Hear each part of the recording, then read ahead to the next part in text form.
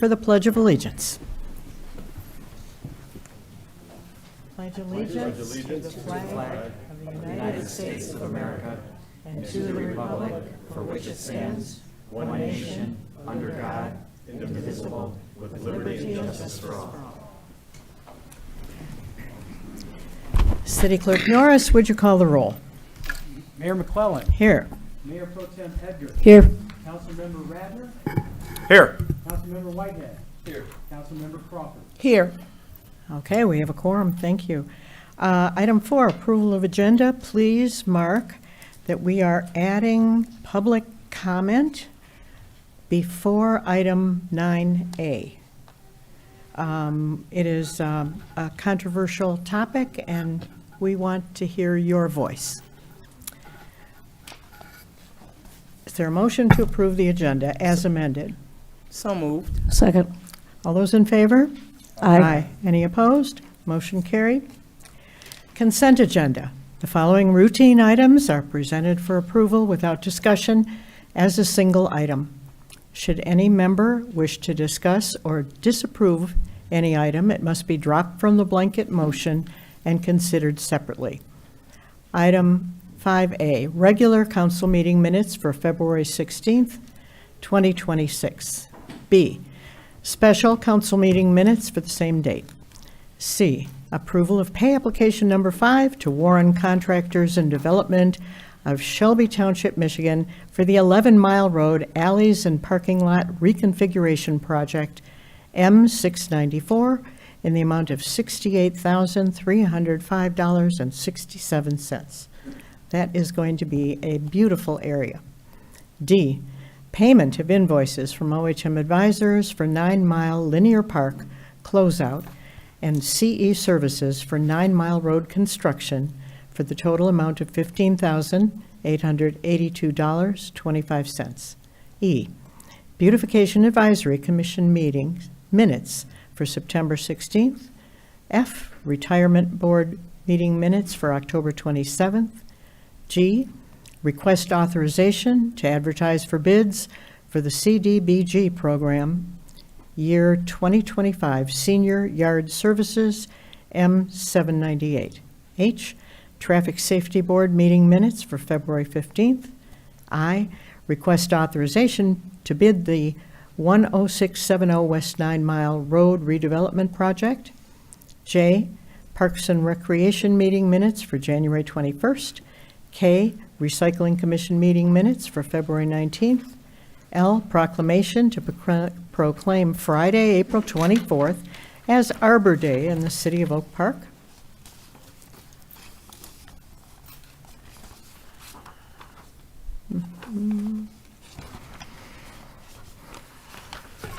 M, new and renewal licenses for March 4th. N, payment of invoice from Desiree Kelly Art for the mural included in the 11-mile road alleys and parking lot reconfiguration project for a total of $19,000. Is there a motion to approve the consent agenda?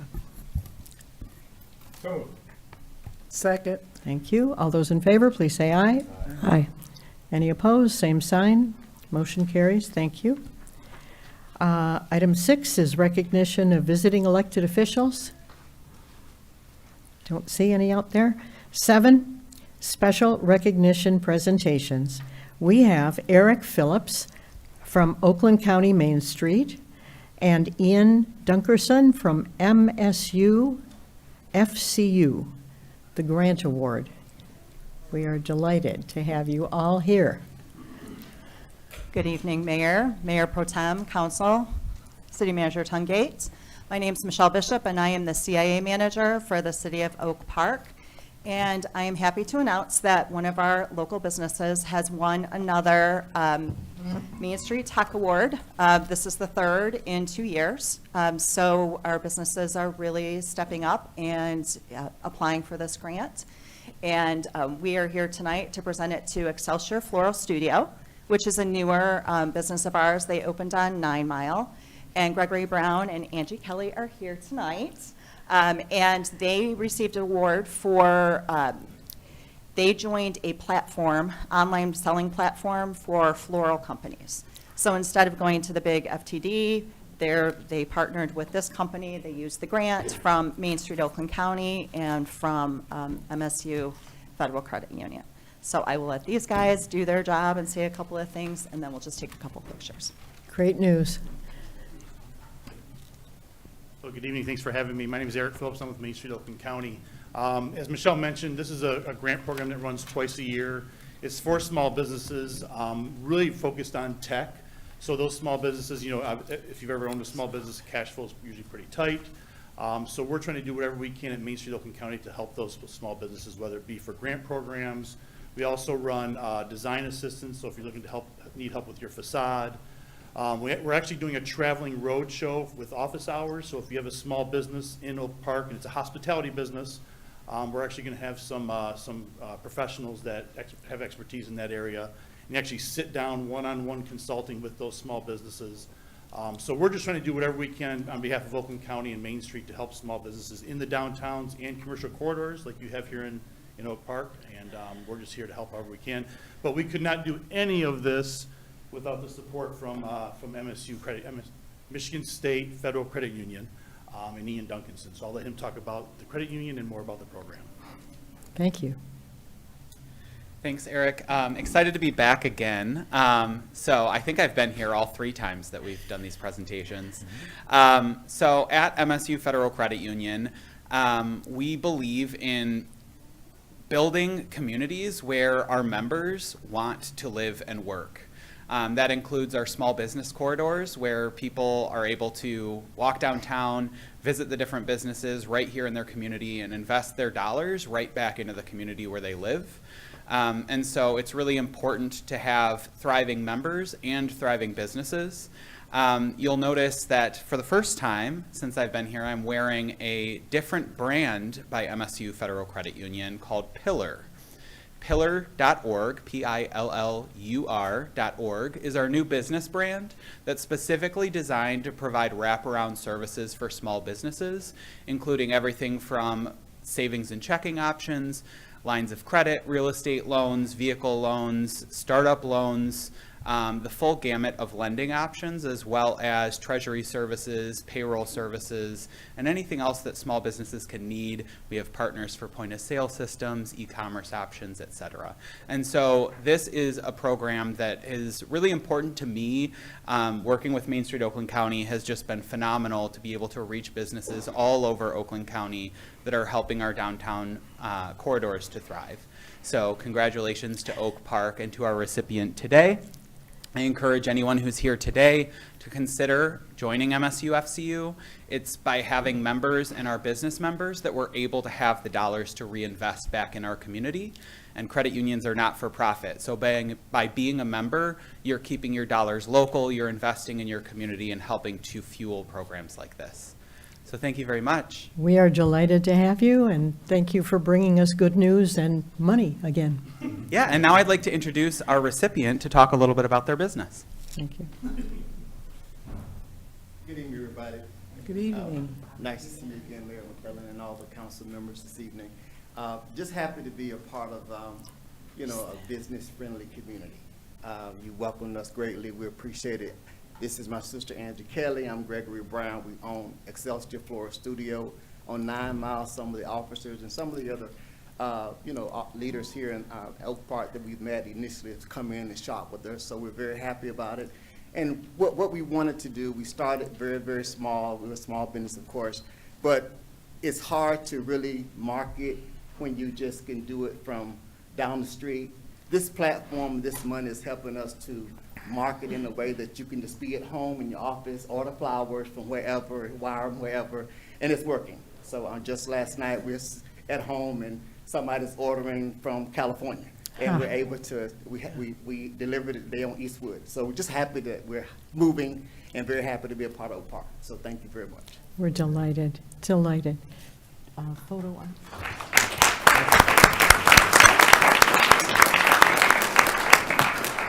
Photo one, guys. Yes, we'd love to take a photo with you all. Yeah.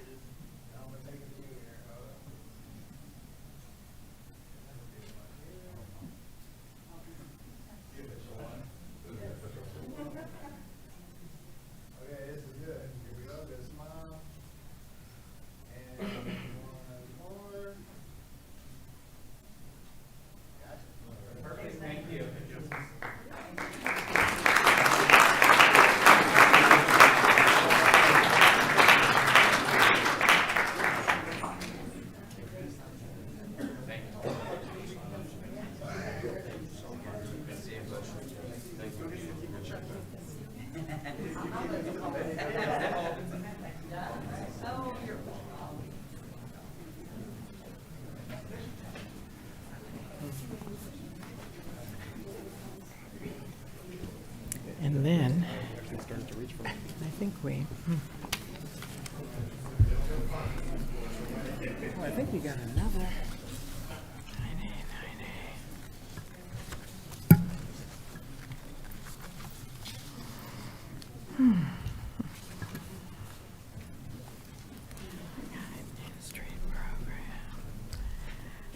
okay, item 7, special recognition presentations, merit and civilian citation for public safety. Our Public Safety Director, Steve Cooper.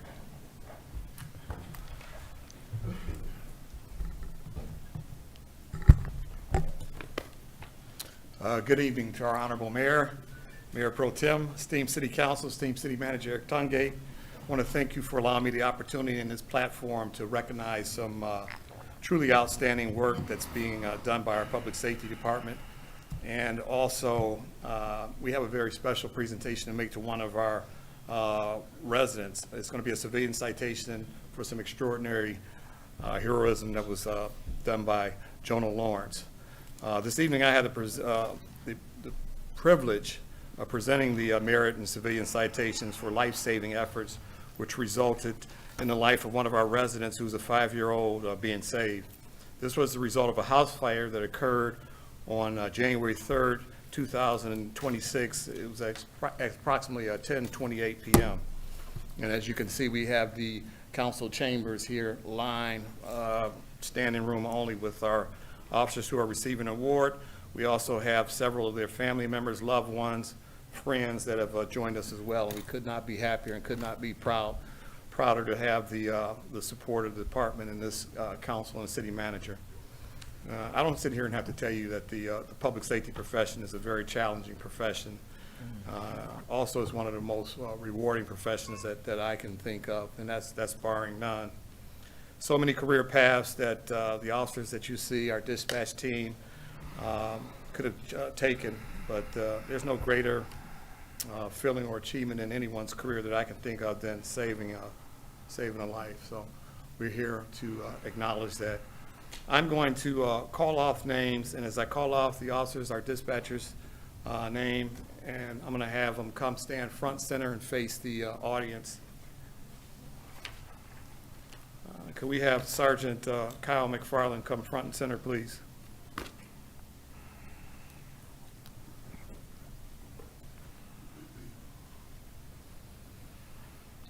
Sergeant McFarland is a highly decorated 10-year veteran of the department. He has served as a field training officer. He's currently an evidence technician, a firearms instructor, a member of our drone unit. He's promoted to the rank of detective, where he worked and solved some of the most dangerous cases. He was promoted to the rank of sergeant, where he's currently assigned to the day shift. We're extremely fortunate to have Sergeant McFarland as a member of our department. Officer Felicia Rue.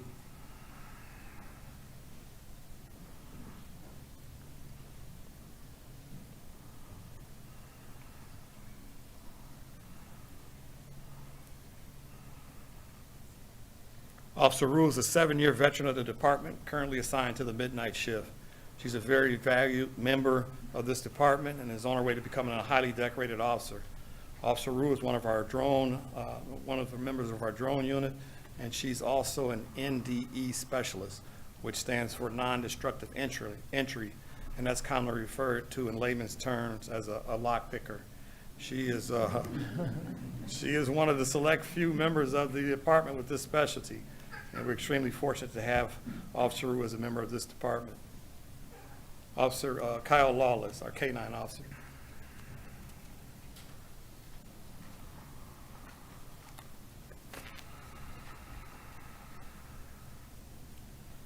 Officer Lawless is a 7-year veteran of the department, currently serving on our K-9 division. His K-9 partner is named Vader. Officer Lawless is a highly decorated officer who has served as a field training officer, an evidence technician, a firearms instructor. We're extremely fortunate to have K-9 Officer Lawless and his partner Vader as a member of our team. Dispatcher Catherine Schneeberger.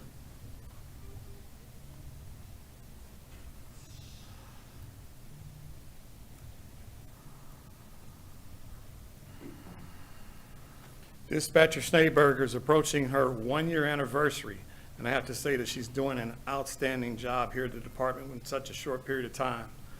Dispatcher Schneeberger is assigned to the midnight shift, and I just want to say something about our communications center. A lot of times that they're often overlooked, but our communications center is the lifeline of the department. It's the first point of contact for all emergencies occurring within the city, and the great majority of the time our dispatchers sit humbly in the shadows, not seeking or looking for accolades or attention, but going about their duties in a very workmanlike manner. And we're extremely fortunate to have Dispatcher Schneeberger as a member of our public safety team. Lieutenant Jay Schwalik.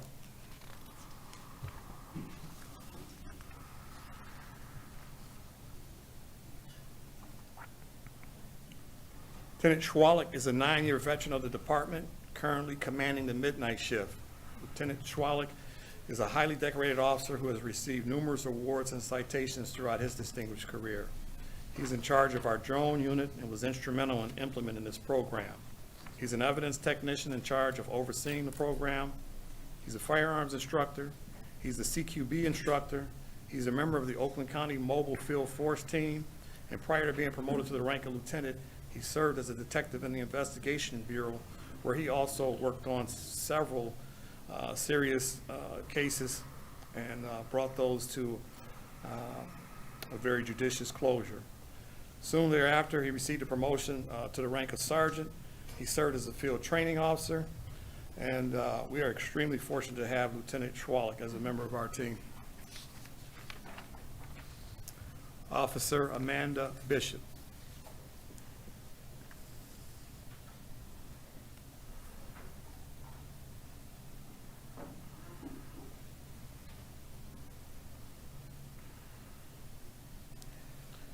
Officer Bishop is a 6-year veteran of the department who has received multiple awards during her career. Officer Bishop is currently assigned to the midnight shift. She also serves as a member of the Field Training Officer Program. She's a member of our drone unit. And in 2022, she received the MAD Award, which stands for Mothers Against Drunk Driving. She was awarded that honor for arresting the most drunk drivers of all the officers in the entire department. And that commitment to excellence is greatly appreciated. We're extremely fortunate to have Officer Bishop as a member of this department. Officer Stephen Johnson.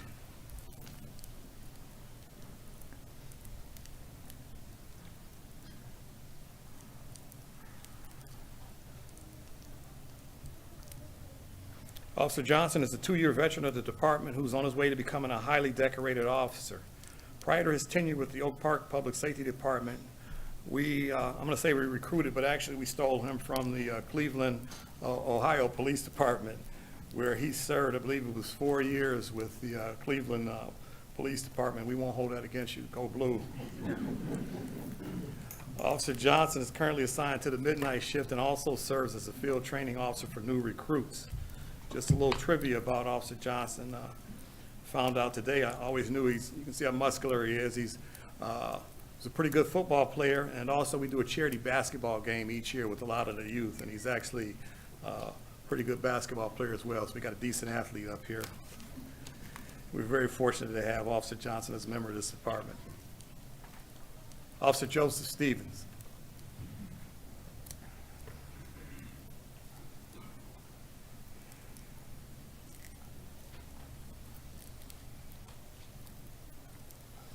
Officer Stevens recently finished his field training officer program on February the 19th and is approaching his 1-year anniversary. Officer Stevens completed the training program with flying colors and is doing extremely well. Prior to joining this department, he was a firefighter with the Detroit Fire Department. Officer Stevens is currently assigned to the midnight shift. His attitude and demeanor are outstanding, and we're fortunate to have Officer Stevens as a member of this department. And last, but definitely not least, I'd like to call up our civilian hero, Jonah Lawrence. Jonah, is he here? Is he shy? Oh, come on up, buddy. You want dad or mom or dad to come up with you, that's fine. Jonah's 2 other siblings on the night in question were trapped inside a home when it caught fire.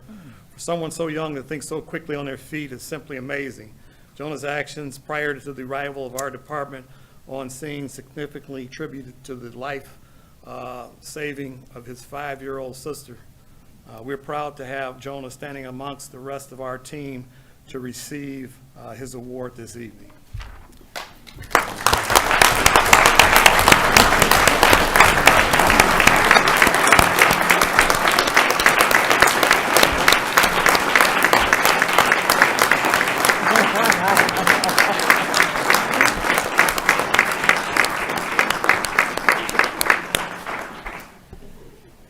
And appreciate that, thank you. Without further ado, I'm going to actually read verbatim from the merit citation, and it reads as follows. It says, on Saturday, January 3rd, 2026, at approximately 10:28 p.m., a call was received by the dispatch center reporting a house fire in the 23,000 block of Forest. Initial information indicated that residents were trapped inside the residence. Officers were immediately dispatched as additional critical information continued to be obtained by our dispatcher.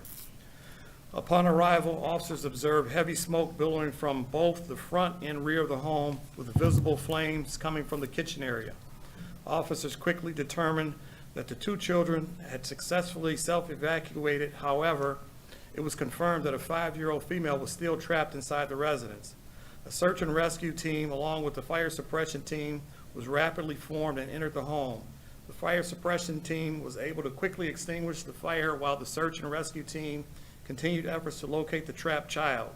The 5-year-old child was found unresponsive in her bed and was immediately removed from the home and transported to an awaiting ambulance where emergency medical care was initiated. Universal Ambulance transported the child to Beaumont Hospital for further treatment. The other 2 children from the residence were also transported to Beaumont Hospital as a precaution. Medical staff later confirmed that all 3 children were expected to make a full recovery. In addition to rescuing the children, officers were able to save several family pets from the residence, including 1 dog and 3 cats. Further investigation revealed that one of the children, Jonah Lawrence, 9 years old, was first to awaken after smelling smoke. Jonah initially attempted to evacuate through the front door but was unable to open it. He then ran through the kitchen, which was already on fire, and exited through a side door. Jonah immediately went to the neighbor's home to alert them, resulting in a prompt 911 call and a rapid emergency response. Due to the critical information gathered by the dispatcher, the swift response and the decisive actions taken by the responding officers, the life of a 5-year-old whose name Sophia Lawrence was saved. In recognition of your outstanding actions, professionalism, and unwavering commitment to duty, you are hereby commended for the exceptional manner in which you performed during this life-threatening incident. And for Jonah, due to the keen awareness and quick actions of Jonah Lawrence by exiting his burning home and fleeing to a neighbor's residence, the Oak Park 911 dispatch was immediately contacted. Emergency personnel were dispatched without delay, and Jonah's actions directly contributed to the successful rescue of his 5-year-old sister from the burning residence. In recognition of this outstanding actions, you are hereby presented with a civilian citation, and the officers and dispatchers that you see standing here are being presented with a merit citation. Like I said, the profession is a very tough and challenging profession. I don't have to sit here and go into a long, drawn-out story about the challenges that we were facing, not only now, but for the past, I guess you could say, several decades. And the men and women that you see standing here, they come here and they bravely and selflessly commit to this city with all their heart on a day-in and day-out basis, and they get the job done in fine fashion. I know we've had a significant amount of retirements that have actually happened within the past few years at this department. But one of the things that the deputy director and myself, and I know the city manager echoes this as well, is that when we're looking to fill a position, we only go for the absolute very best. We will not settle for second less.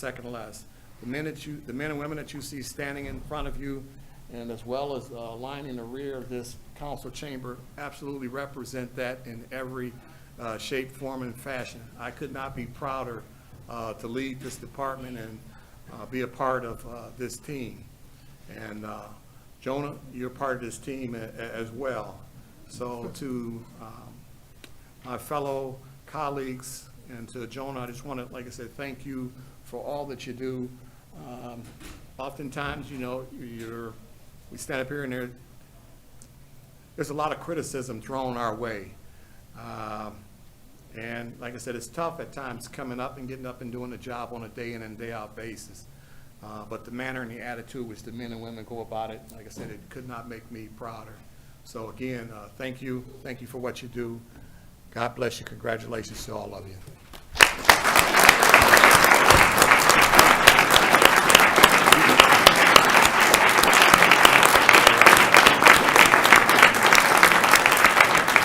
John, or should we?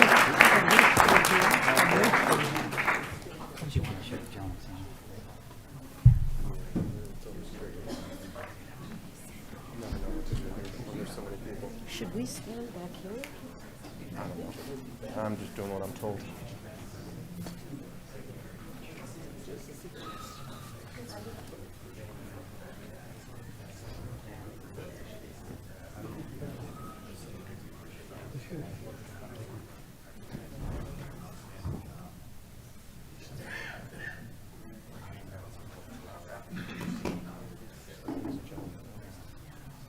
Hey, John.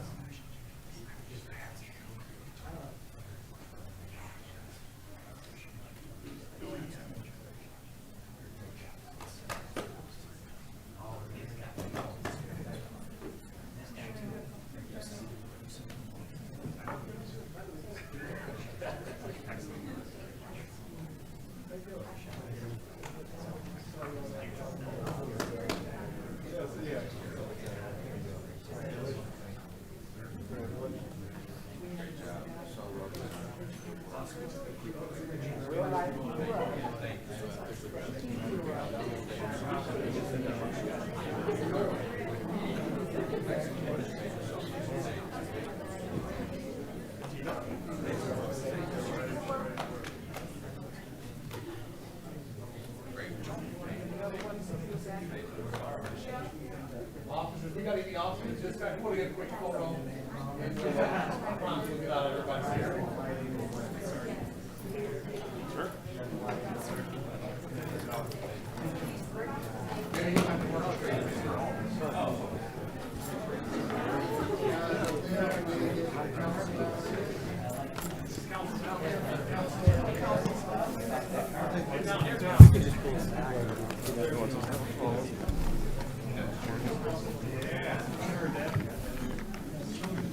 Brianna. Yours. Good high,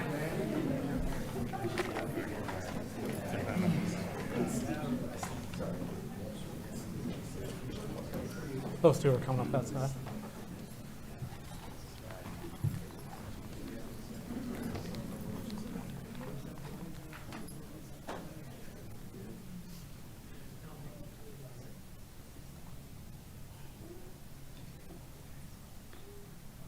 Need a chair there? I was thinking about it. I do have everybody. Squeeze in.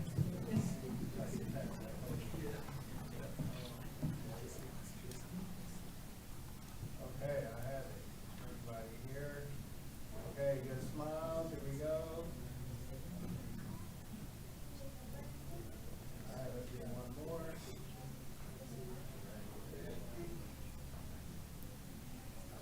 Okay, I got everybody here. Loaded, good smiles. One more. Good. All right.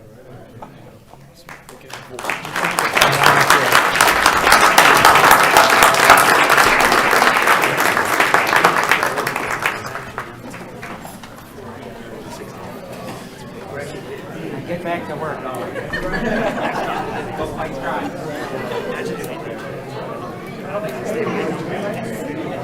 Yeah, you can't even get up. That's on rolls. It's tough. Coffee, energy drinks. Energy drinks would be loud. I like our. Oh, my darling.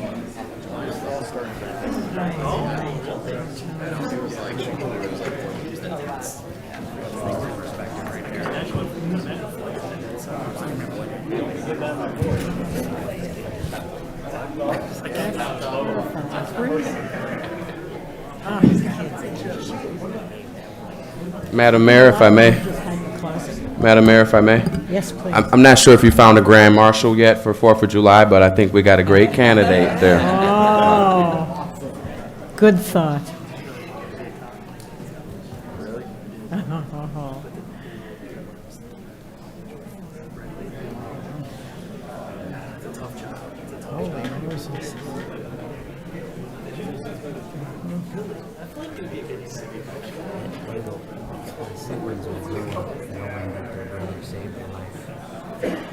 He's gonna lord it over them forever. He's going to lord it. He is. When they're teenagers, he's gonna be in charge. He's gonna, you know, like. Yeah, it's good.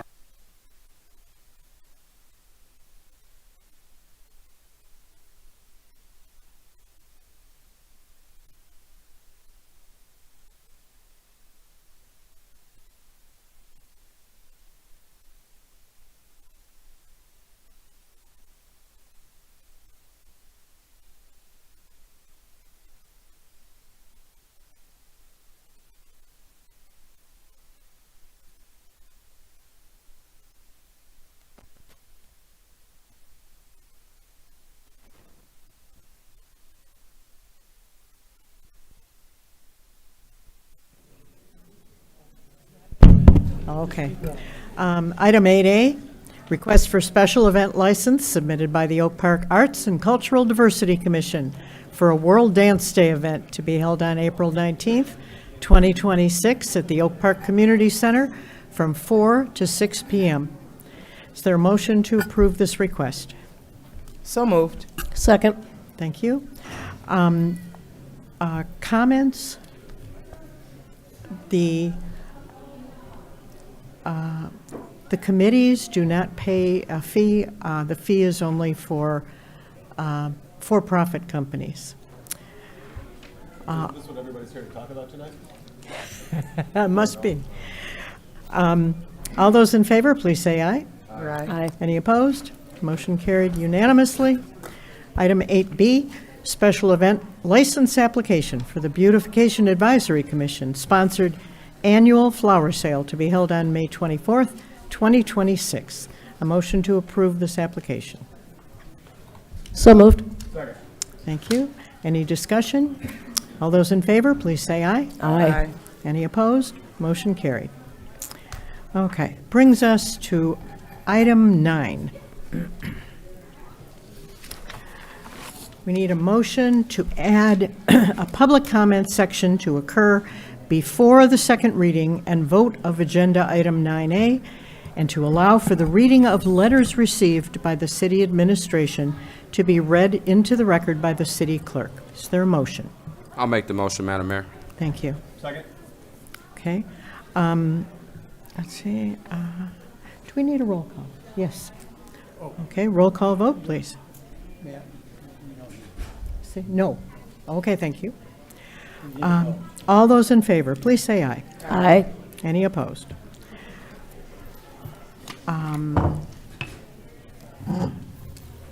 We gavel the Yeah, public comment. The public comment section is now open. Would like to start by asking Dave Shipman, the applicant, to come up and give a brief presentation.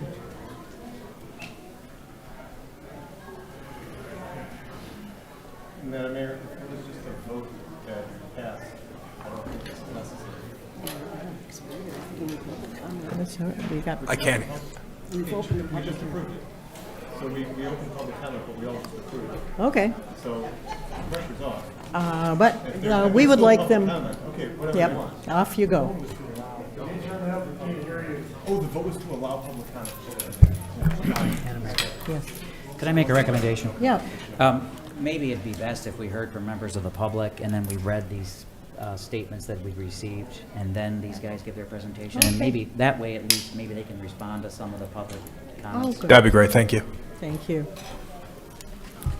So let me see Eric's part. Or that's after the public comment? So we allow the public Okay. to comment. Any members of the public who would like to comment, please come up to the mic. You have 3 minutes. We'd love to hear from you.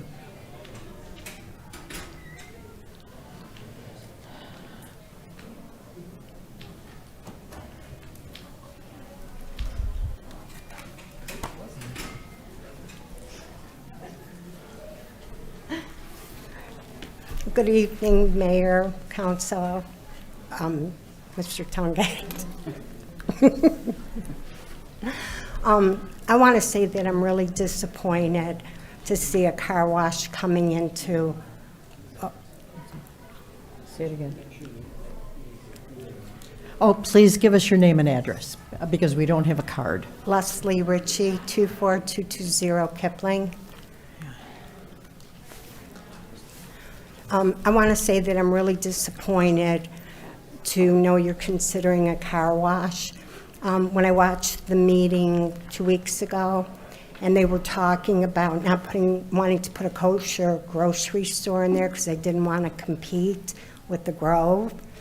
And that's exactly what they're doing, is competing with all the car washes in here, and it's too many car washes. I believe we're worth a lot more, especially with Elevate Oak Park.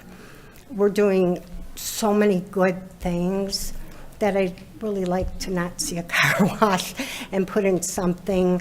I mean, even if we waited another couple months with Elevate Oak Park and everything opening, I'd really like to see something different open there, a restaurant, a produce store, something. Just not another car wash. And I don't know if I've convinced any of you about that, but I wish you'd really think about it. I thank you for coming and giving us your opinion. We listen to the residents, and your opinion matters. Thank you for participating in democracy. Pardon? Thank you for participating in democracy.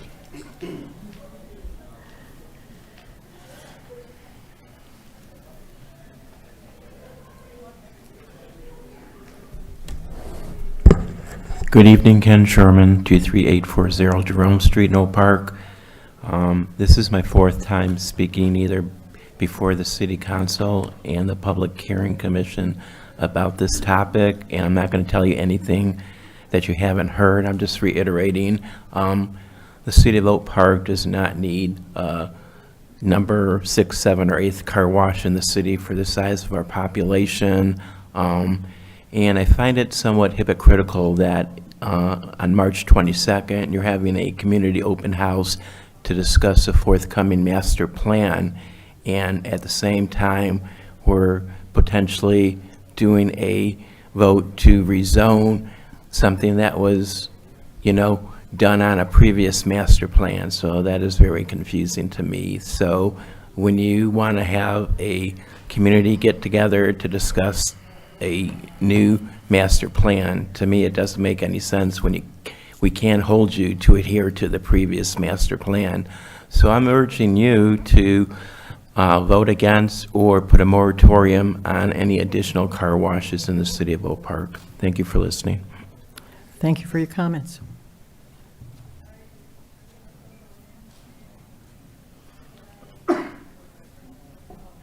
Good evening, City Council, Mayor, Mr. Tungate, how are you?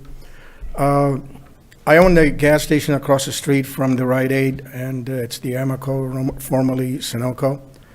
Personally, I don't have any objection about having... Can we get your name and address? Oh, I'm sorry. Yeah. Dan Jabouri, 25,000 Greenfield Road in Oak Park. Okay. Personally, I don't have any objection having a car wash across the street. That Rite Aid has been closed for over a couple of years, and something needs to be put up in there. And having a car wash, I don't think it's going to have an effect on a lot of negativity as far as people are concerned about it. As a matter of fact, the car wash behind me, I get a lot of complaints about customers coming into my location thinking that I own it, and why is it always not working right, and it's broken, and it's not functioning in the manner that it should be functioning. So I have no objection against it. Thank you. Thank you for your comments.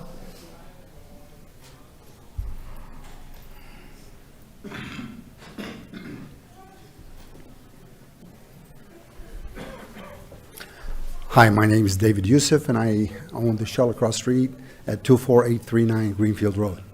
How are you, Mayor, City Council? Mr. Tungate, how are you? I'm here to go with my friend Danny, and I have no objection of having a car wash across the street. I think something needs to go in there and keep Greenfield looking better than what it is today. So having a car wash there, a state-of-the-art car wash, a nice car wash, should be good for Greenfield, should be good for all the businesses around 10 and Greenfield, and I'm all for it. Thank you. Thank you for coming. Thank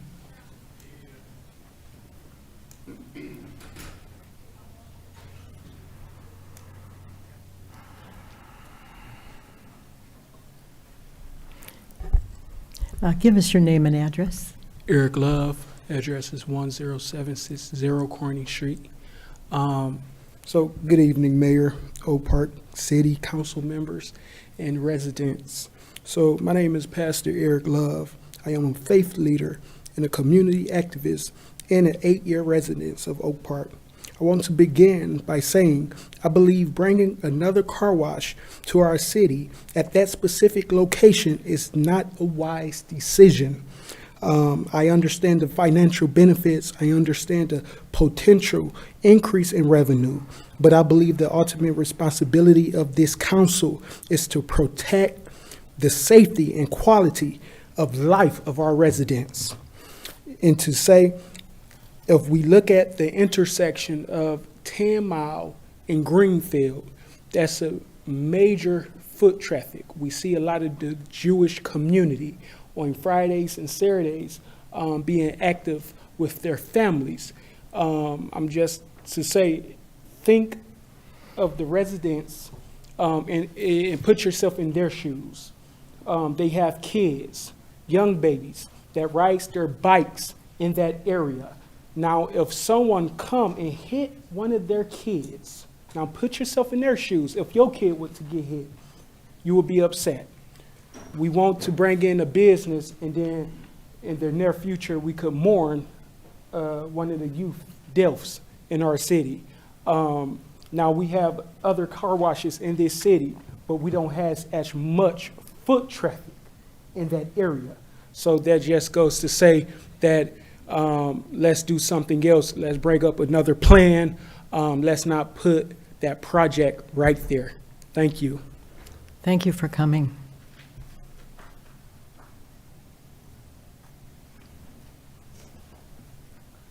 I'm Elishma Ellis, and I live on Victoria Street. I am going to be 18 in a few months, and I look forward to voting in the next cycle. And when I first heard about the issue, I didn't see why it was a big deal, but then I heard more about it, and I think a car wash there is a little ridiculous, considering literally across the street there's another car wash, and it's just I didn't realize how close they were. They're like right there, and like I don't think it's needed. And I agree with what the gentleman before me said about how the area is. I personally do not enjoy walking there. I feel there's it could be made safer, and I'm not sure if the car wash will contribute to being safer or less safer, but I agree that something should be done there. Thank you for coming and being politically active at a young age.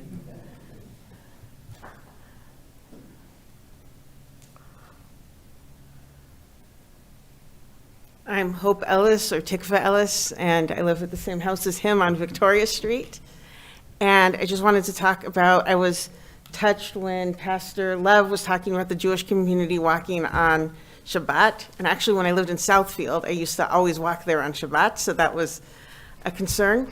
But when I drive there during the week, I see there's two things. One is, after the last meeting, I was against the car wash, but I went with an open mind to try and, you know, when we drove through that intersection, to see what I thought, and I did not change my mind. It just seems there's too much car infrastructure there. And when I'm driving by there, I see pedestrians all week long. I see particularly way more wheelchairs than I would expect going down, and I see many, many people walking, and it seems like a car wash doesn't serve the needs of people who are not in cars, and we already have another car wash, and car washes nearby, and gas stations. So I think that we should have something that serves the needs of people who are not necessarily in cars. Thank you for your comments.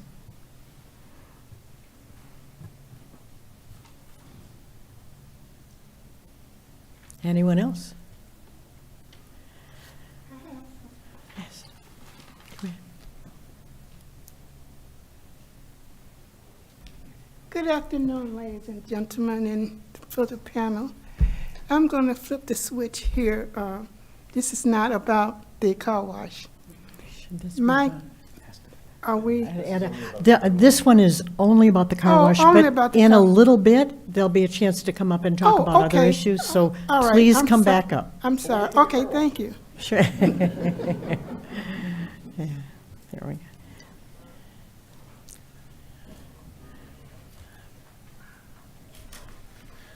Good evening, 24810 Greenfield Road. I own the Front Page Deli in the strip mall. I think something needs to go on that corner, and I think a car wash would be very suitable. I think it's going to beautify that corner. Something needs to go on that corner. It's been vacant for way too long. I think the gentlemen are going to spend an enormous amount of money, and they're going to improve that corner. I don't see how it's going to affect any pedestrians if that car wash is built there. That's why we have sidewalks, crosswalks, and of course, if they use the light properly, I don't think there should be a problem. Thank you. Appreciate Thank you it. for coming. Sir, what was your name, sir? Oh, what is your name, please? Hassan Bassi, Hassan. Hassan. Thank you.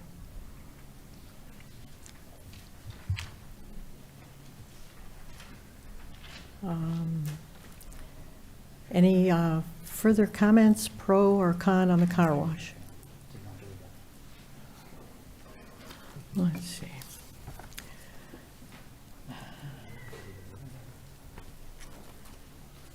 We close the public hearing and then have the presentation, or have the... So then, Madam Mayor, if I could, so then we have received communications from, the staff and I received communications from members of the public that we would like to take an opportunity to read into the record, and I am going to turn it over to our dear city clerk to do so. We are, first letter's from Ali Khan, who's said, letter to the members of City Council. I'm writing on behalf of the cell phone repair store located in the Greenfield Shopping Center in support of the proposed car wash developed at 24850 Greenfield Road. Our business depends heavily on visibility and shared traffic from neighboring tenants. A new active business in that location would help restore steady movement throughout the plaza. Rite Aid used to be the anchor to this center, and it has been dark, and it has had a negative effect on almost all tenants in the center.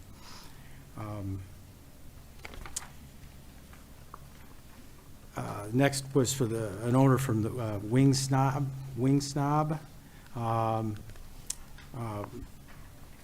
It says, dear members of City Council, Wing Snob proudly supports the proposed L Car Wash at 24850 Greenfield Road in Oak Park. Our restaurant relies heavily on shared traffic within the plaza. When the former tenant operated at the location, the center experienced strong overall visitation. Since its closure, weekend and evening traffic has noticeably declined. Modern car wash facility would attract consistent daily customers and help reposition the plaza as a busy, well-maintained destination. Increased activity would directly support surrounding food and retail business, including ours. We believe this project would positively impact both the business community and residents, and respectfully ask for your approval. The letter from Anthony. Dear City Council members, I'm writing this letter as a neighboring tenant to the proposed car wash, Tina Nails Spa. We are very supportive of this and ask your approval to today's meeting. Since Rite Aid left, our business has been extremely down. We need to anchor an anchor tenant in this space to help all of our businesses in the center bounce back. Thank you for your consideration.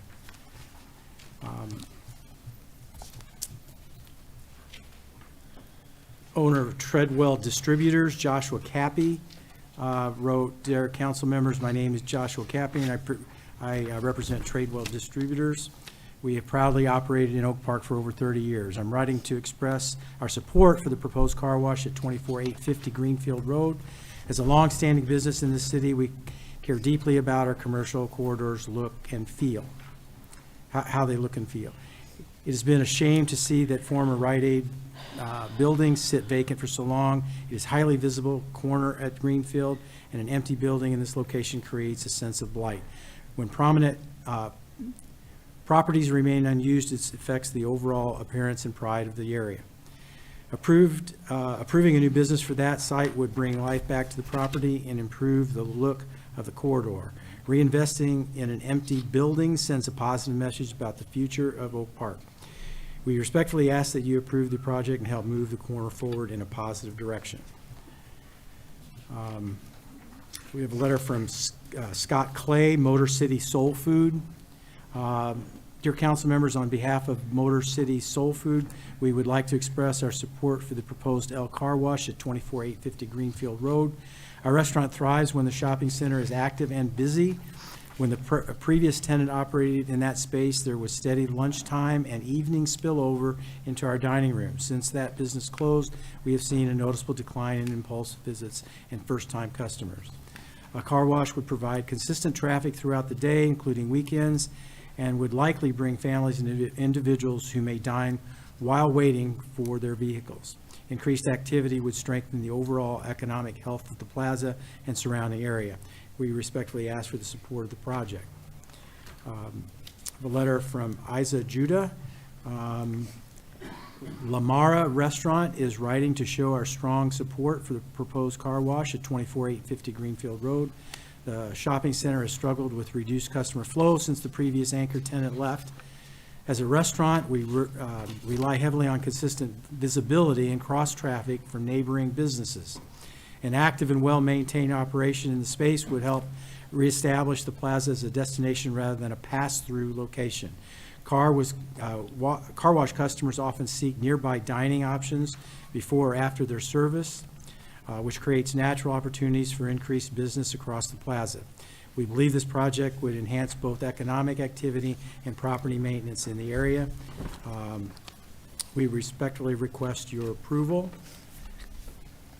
I have an email from Chris Aziz, owner of Shell Gas Station.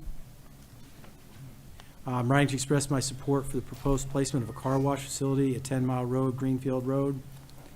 As the owner of the Shell gas station located in the surrounding area, I believe the addition of a car wash at this location will bring significant benefits to the local community and businesses. A well-managed car wash will enhance customer convenience, improve vehicle maintenance services available in the neighborhood, and contribute positively to the overall commercial activity in the area. This development would also help attract more visitors to the corridor, supporting nearby businesses and strengthening the local economy. Given the steady traffic flow at the 10 Mile and Greenfield intersection, the location is well suited for a service such as a car wash. For this reason, I fully support the proposal and believe it would be a valuable addition to the community. I have a letter from that was actually given to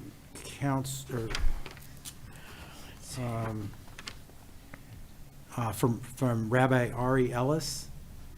And I'll read it. Bear with me, thank you. Thank you for sharing this information with us. We live near Coolidge and 10 Mile and used to get our prescriptions at the Rite Aid. And when we first moved here, as a resident, I would love to see the property developed into something better than another car wash. You raised some excellent points about car wash versus surprise and their willingness to work with the city and residents. Those are both good points, but I do have two questions. However, whatever surprise might come must fit within the current zoning regulations. What is the worst possible surprise scenario And what is the most likely to happen should the car wash not be approved? And how do these possibilities compare versus allowing the car wash? There's already a car wash across the street, and another recently opened up new next to Aldi on Greenfield. And is there any potential fear that the current car wash might close, leading to another nearby vacant property? The city should not be in the business of telling businesses and property owners what they can and can't do with their property. But if someone wants to change the zoning and build something that it is not currently zoned for, that is different. If they are asking for a zoning change, the city doesn't necessarily have to approve it and should take it into account the desires and wishes of the resident and best interest of the city. I'm a rabbi and a teacher, so I'm not expert on these matters, and as you mentioned, of course, the current owner doesn't want to continue losing money by paying an expense of a vacation, by paying the expense of a vacant building any longer.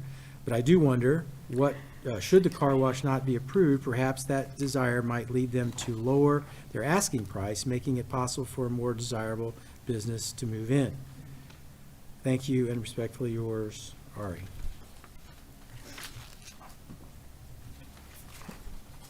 Thank you for those varied opinions. We will, We'll take a presentation from the, do we do it during the comments? you can, it's up to you. Yep. Okay.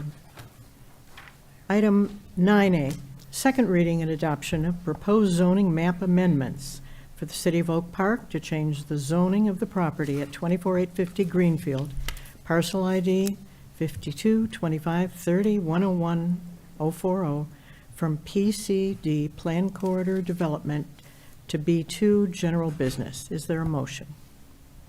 So moved. Is there a second? Second. Thank you. Discussion and questions. City Manager Tungate? Madam Mayor, members of council, I believe it would be at this time, possibly, that you could ask the applicant to come up and give a brief presentation if you'd like. You don't have to, but you have that right. Please come up and might answer some of the questions that were brought.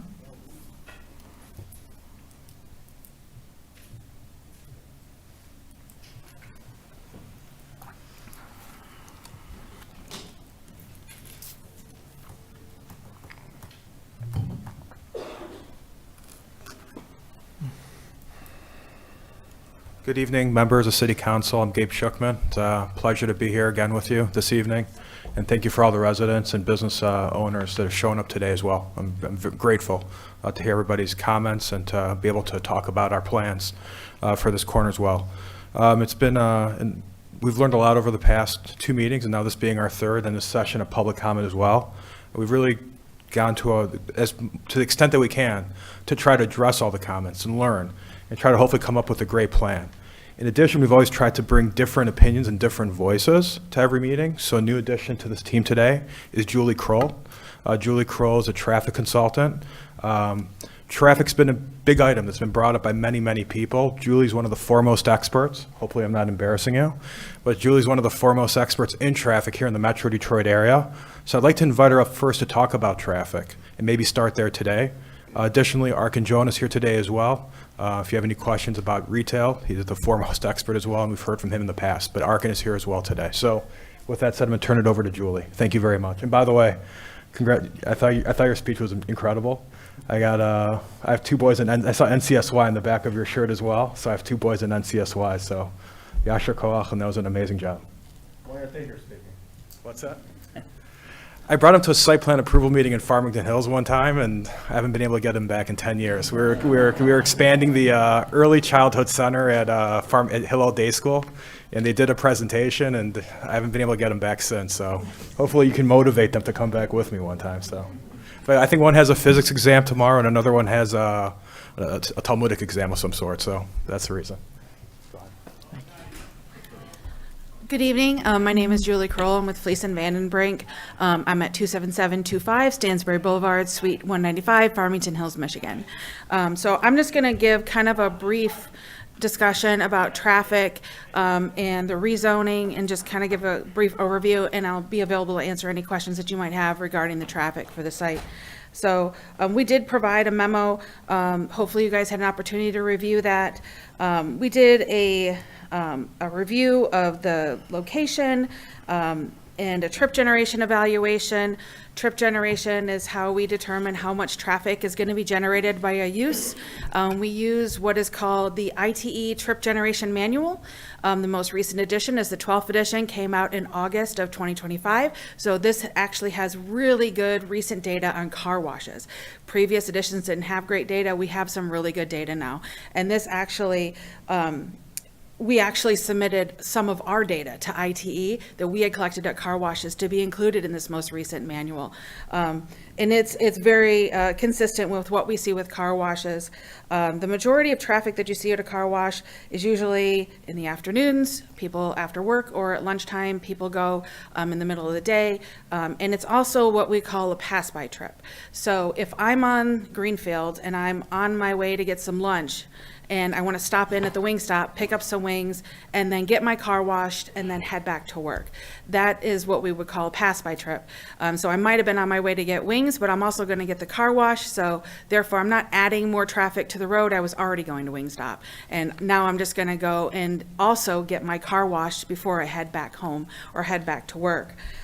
So we see a lot of traffic. It's not new trips coming to the network. We don't see a lot of people that leave their house, go get a car wash, and then go back home. Like me, I usually do it on a Saturday, go to Meijer, get a car wash, go back home, go get a coffee. I mean, like, that's kind of like a trip chain. So when we're doing car washes, we're not seeing, like, we're not adding a lot of traffic to the network. We're pulling it from the adjacent network. Which helps when it comes to traffic, because we're not adding more cars to the network, we're taking the cars from the network. And then when I looked at the cars on Greenfield, there's over 40,000 vehicles a day on Greenfield. And then you have 15,000 vehicles on 10 Mile. So the amount of traffic that would be added for this car wash is very negligible when it comes to actual new trips that would be by the car wash. It was a really, really low percentage, just because of really where it's located. Another thing that we looked at was the zoning. So we looked at the existing PCD zoning for this property. We said, okay, well, if this car wash doesn't go in, right, they could develop it as something else. It was a pharmacy, and we looked at the trips, when the pharmacy was open and it was busy and was brand new, it was Rite Aid, how that would have worked. And then we looked at, well, what if that doesn't go in? What could go in there? You could put in a Dollar General, that's a variety store, could put that in that space. You could put in a medical office building.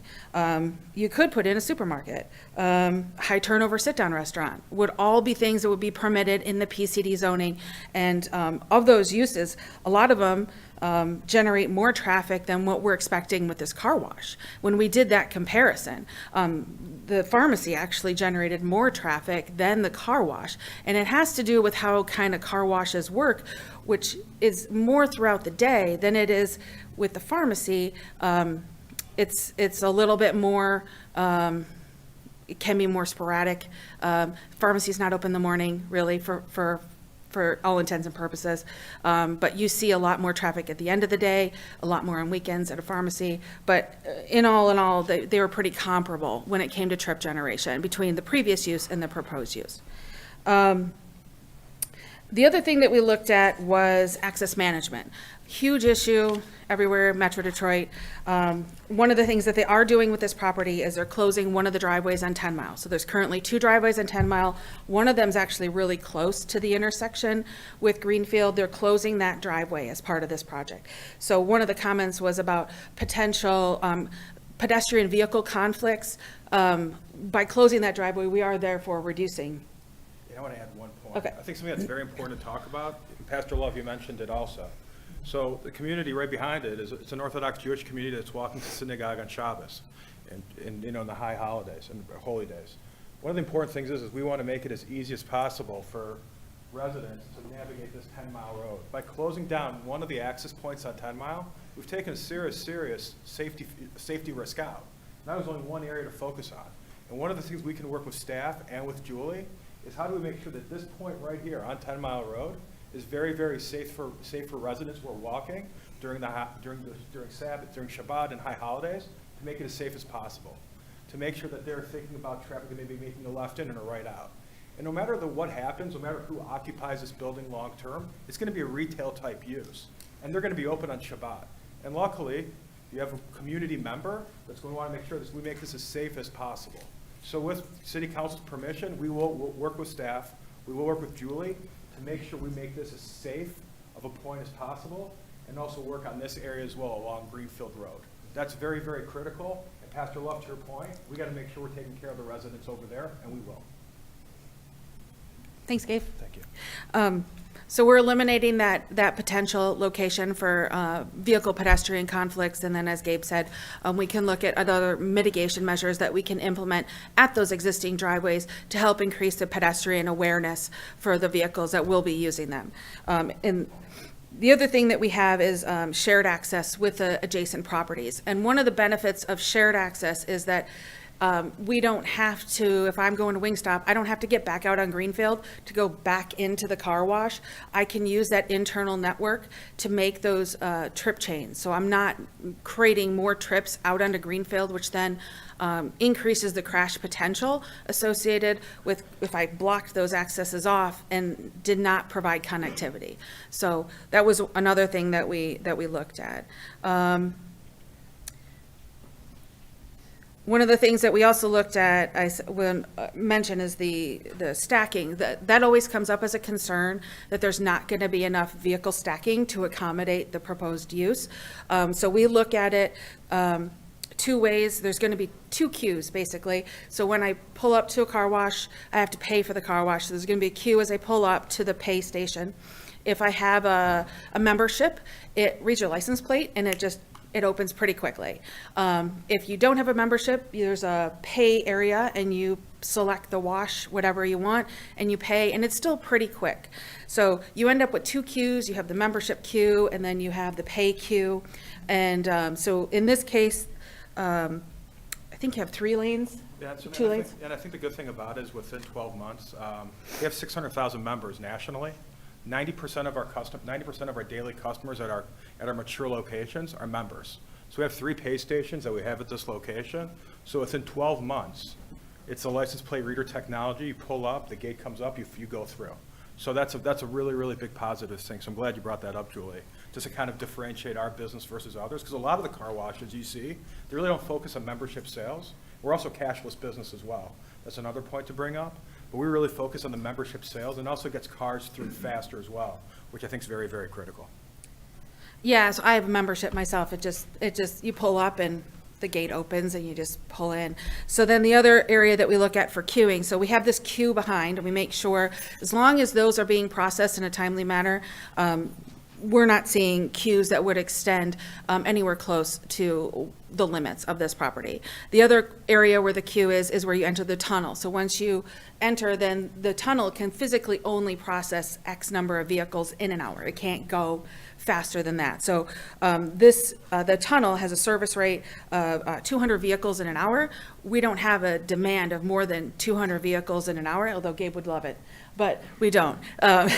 So when your service rate is higher than your actual demand, then you don't end up with a queue, because you're able to process more vehicles than your demand. So that tunnel is just going to keep running, and every car that comes through, they're going to pull forward and get on the belt and go through. So we're not seeing any queuing, at least not where it's going to cause any significant issues for internal circulation or onto 10 Mile or within the site. So those are kind of the main points that we looked at in our traffic review. And like I said, I'm here to answer any questions that you might have. Any Mayor? questions from council? Yes. You mentioned that it was a nominal traffic increase. From what I saw in the packets and in the preparation for today's meeting in the last 2 weeks, it was like 1%. Wasn't that correct? Yeah, like the projected increase in traffic was like 1.3% when I did the math. Yep. Generally speaking, fluctuations in traffic of less than 5% on a major roadway, you're not going to be able to tell from day-to-day fluctuations in traffic. From an incident that might happen, you as a general driver are not going to notice 1.3%. Thank you.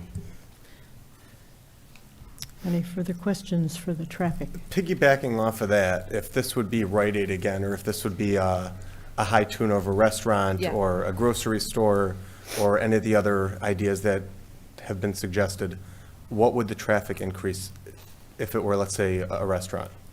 So, so like a high turnover sit-down restaurant, they have less pass-by traffic because, like, usually, like, I go out to eat a lot. But when I go out to eat, it's a trip. I go home, get my family, I go to the restaurant, and then I go back home. So it's not usually I'm passing by that restaurant on my way home from work, stopping in, getting food, and then going home. I might, but more likely than not, my original trip is I'm going to from my house to the restaurant back home. So you see less pass-by traffic, and in those cases, the additional traffic impact associated with a high turnover sit-down restaurant is going to be higher on the adjacent street because we have less pass-by traffic. So if the concern, as many people have expressed, is safety, and that's something that a lot of people, Pastor Love expressed it, a lot of people have reached out to me about that as well, it seems that the car wash is about one of the safest things that we could put on that corner if we're concerned about increasing traffic. It is an excellent use as a complementary use. We see them a lot next to other retail uses because it doesn't really add a lot more traffic to the adjacent roadway. I'm already going to use these businesses, and a lot of them provided comments earlier this evening. It's like, listen, we're hoping that this traffic is also going to come to ours. And so we're not adding more traffic, we're sharing the traffic. Okay. Thank you. Any further questions about traffic patterns? Thank you. The only other items I'd like to, point out, last meeting we spoke about landscaping, we spoke about just, trying to continue to beautify both 10 Mile Road and Greenfield. So we really focused on that. We updated the color, the colored renderings over here, this evening.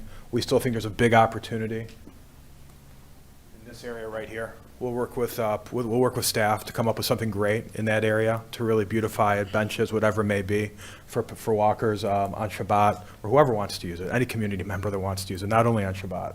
So we think there's a great opportunity there. And I'm happy to answer any additional questions as well that you may have this evening. Madam Mayor? Yes. Mayor Pro Tem Julie Edgar. So I noticed that there's a lot of loose trash around car washes because maybe the baskets aren't emptied quickly enough.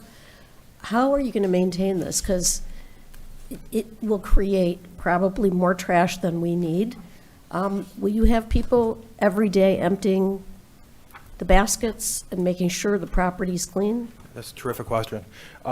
We pride ourselves at El Car Wash, even though we're a touchless business, we have 4 to 6 employees on site at any time. We have a manager on site, we have sales staff on site who are selling the memberships, and we have people that are servicing the site, during our hours of operation. There'll be 4 to 6 people on site at any given moment at the car wash. And I just had one more question about branding. So will this car wash look like the other El Car Washes? So signage-wise, we have a standard signage package, but when it comes to final elevations, we work with city staff to finalize that. There was a picture in the packet that we got, and I think it was alongside the traffic study. Is that what Is this it right here? No, it was a photograph that had the stations and the gates where you go in, and I was wondering if that's what it's going to look like. I think Eric Myers can confirm, but I believe this is the package. I don't know. Yes. Trying to get this camera thing, I can't figure this out. I'm talking about this one. It was in the package you submitted last time. This is a location that we have in Florida, and this is a different look than what. I don't think this is what we have. It's different than this here. This is what we're proposing. It's a hard canopy above the pay station areas. I don't know if you guys can see it or not, but I can bring it closer. So it's a hard metal canopy that goes over the area. And then there's an attendant booth over here as well. You can see that. That's where the sales staff is at. So it's different than what's in your package. That was a prototypical look that we had before. A lot of vacuums for Passover. Right, exactly, yeah. You gotta get the comments out. That's right. Where's the inside dryer area? This is the tunnel right here, and the inside dryers are right here. Ah. Tunnel backs. All right, thank you. For everybody in the audience, we're talking about this area right here, the hard canopies, and this is the internal vacuum area right there.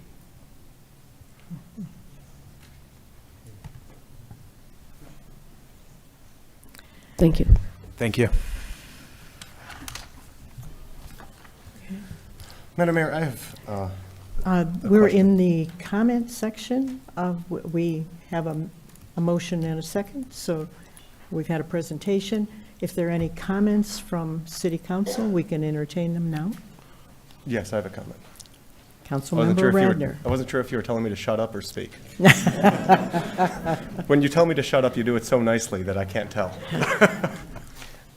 There's been some conversation about competition, and I understand that. I like competition. I think it's great.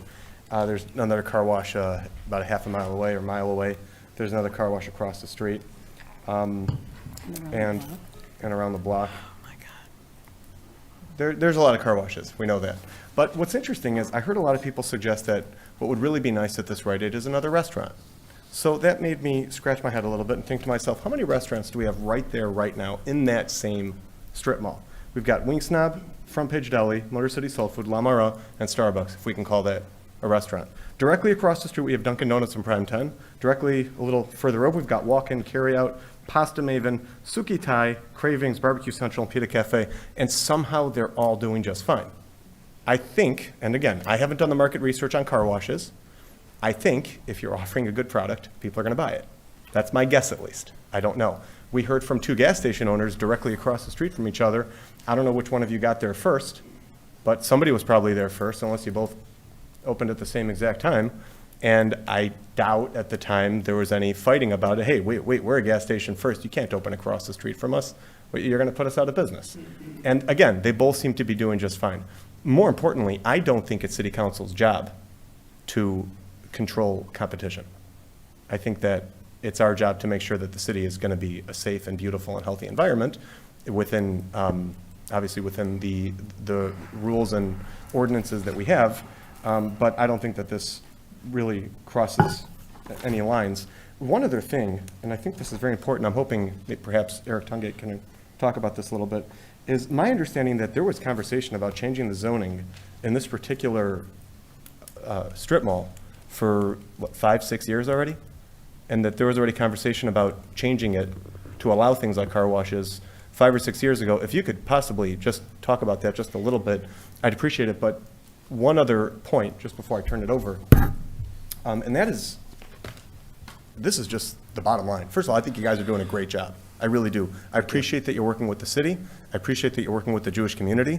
I'm a little bit biased when I say that because I have spent a lot of my time in that exact area. I pray at those synagogues. I attended that school. I walk there all the time with my family.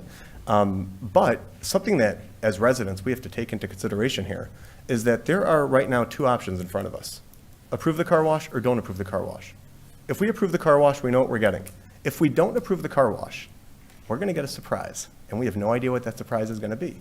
There's a whole bunch of businesses that can move in there right now if the landlord just says, you know what, I'm sick of losing money.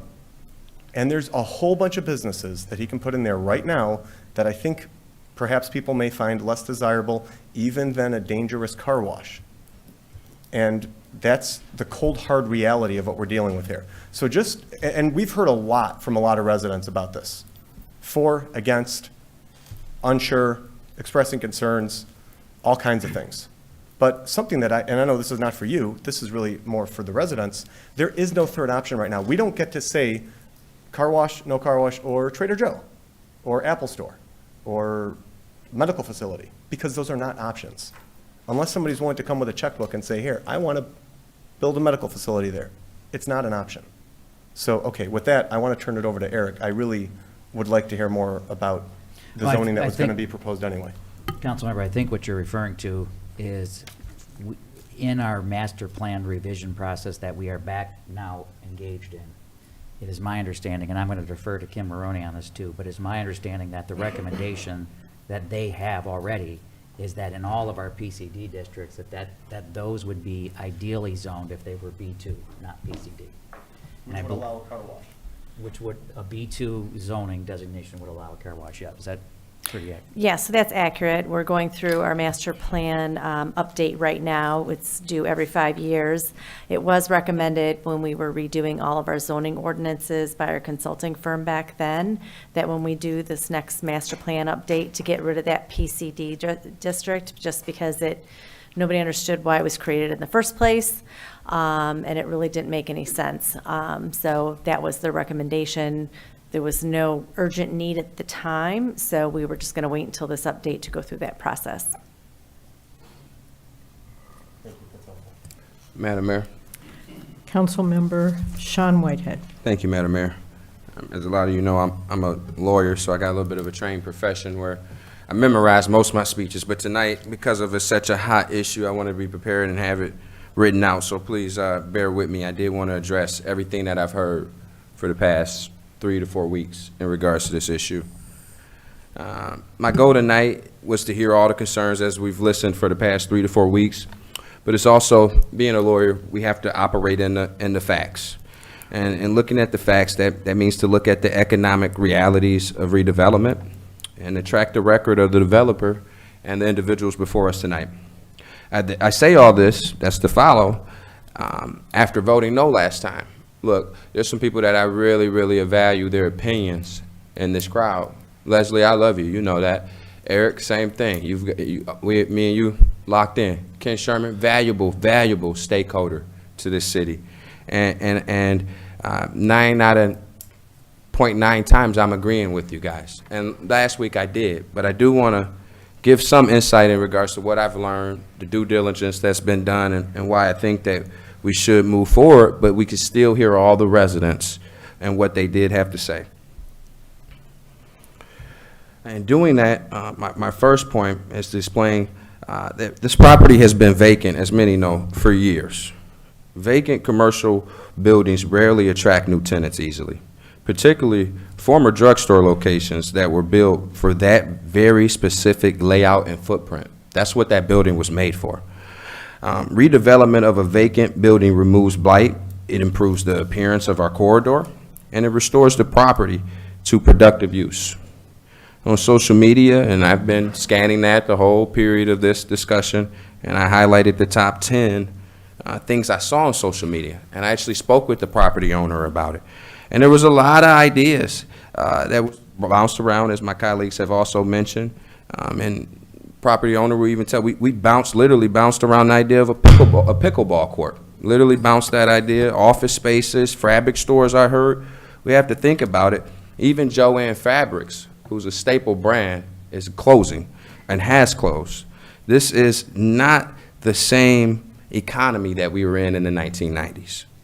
Point number 2, redevelopment means that investment in our city, the proposal in front of us represents private investment into our city, $10 million. That is nothing to sneeze at. Being put right there at that corner where there's been nothing for years, let me reiterate. When a developer chooses to invest millions of dollars into the redevelopment, it signals confidence in the community and in the local economy. Number 3, and this has been hit on by my fellow lawyer on our board here, but retail clustering is common and often successful. There has been concerns expressed about having another car wash in close proximity to an existing one. However, clustering similar businesses, as we see with all the restaurants that he named off, is actually common in commercial development. We see this all the time with gas stations, grocery stores, auto dealerships. These businesses clusters in areas with high traffic because the market demands it and can support it. Point number 4, more options for the residents. Not every car wash serves the same market. Some provide a quick and affordable car wash, while others offer premium services, as Mr. Gold spoke about 2 weeks ago, detailing and membership services, more like a subscription base, Having options benefits the residents and allows consumers to choose the services that best fit this need. I do want to tell you guys some things about the developer.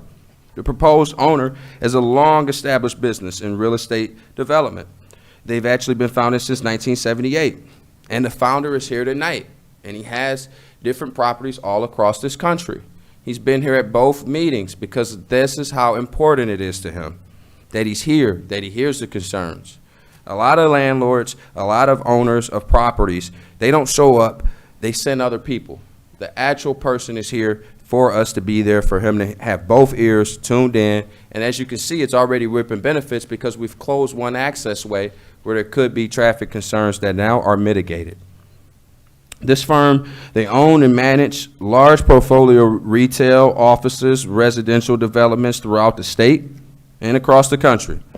But because of that, he is still here. He has not abandoned our city. He could have done so long ago. He has not done that. He still believes in Oak Park and elevate Oak Park and what that means. Their business model means that they develop, construct, and manage their own properties, which oftentimes results in long-term ownership, rather than what I've heard a lot is, well, isn't this just a quick flip type of situation? No, he sat there with a business that was not viable for years at this point.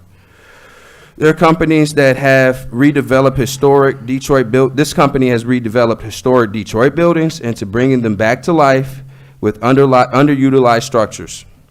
They also manage and redevelop retail centers and commercial corridors across the state, working with both national and local tenants. Projects like these demonstrate a pattern of revitalizing properties rather than simply flipping them or pawning them off. The long-term investment approach of A.F. Jonah has been mentioned is that they own and manage their developments for long term, which means their success depends on continued success in the communities that their projects and locations reside.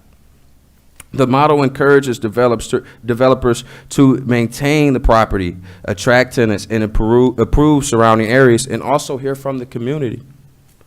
There are traffic concerns, safety concerns. A lot of that has been touched on tonight, most of it. And I would say engineering and landscaping and the lighting and all of these other things that have been mentioned tonight will be mitigating factors in all those concerns like Pastor Love brought up. As council members, our responsibility is to weigh concerns of our residents while also evaluating what is in the best for the long-term health of our city. This proposal would take a long-term vacant commercial property and convert it into an active business, increasing the taxable value of the property and bringing additional private investment into the community. At the same time, the developer has a long history of development and redevelopments across Michigan and this country. For those reasons, I believe that this proposal we can pass, and two things can be true at once.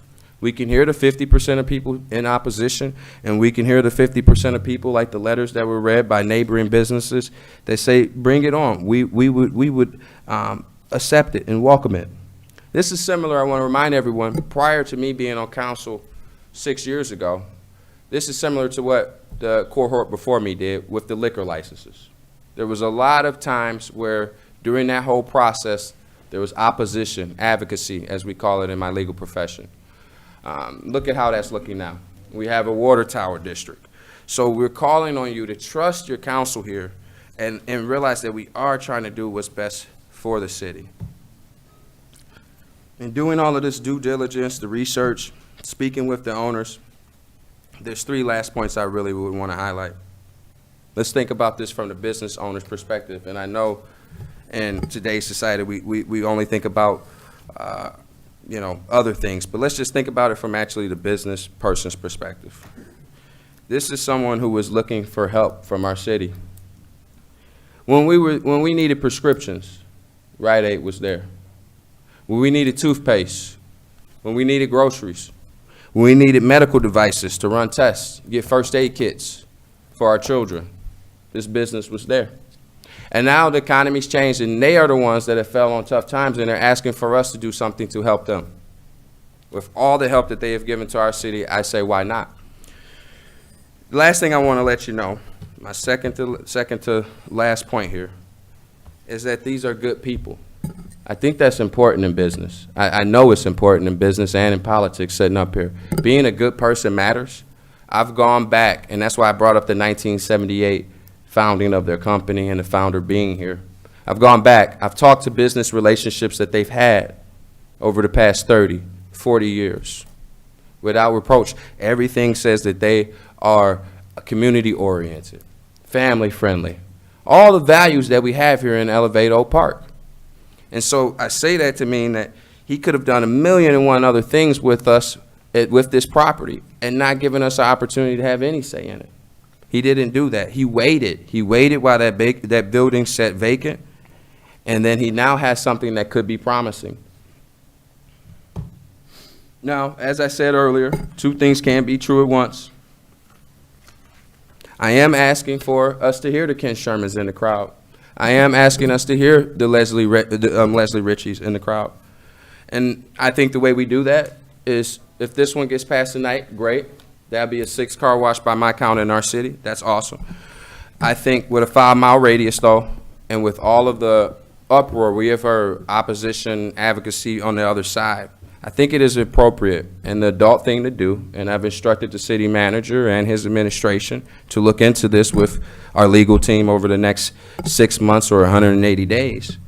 But I think we should take a pause after this one passes, and we look at the things that we can do like we did with the self-storage units, that we look at injunctions and moratoriums and maybe even figuring out how we cap the amount. Do we need more than 6? And I think it's important that we have all the residents. One of my colleagues mentioned they don't like this being pushed through. I don't like things being pushed through either without due diligence and homework.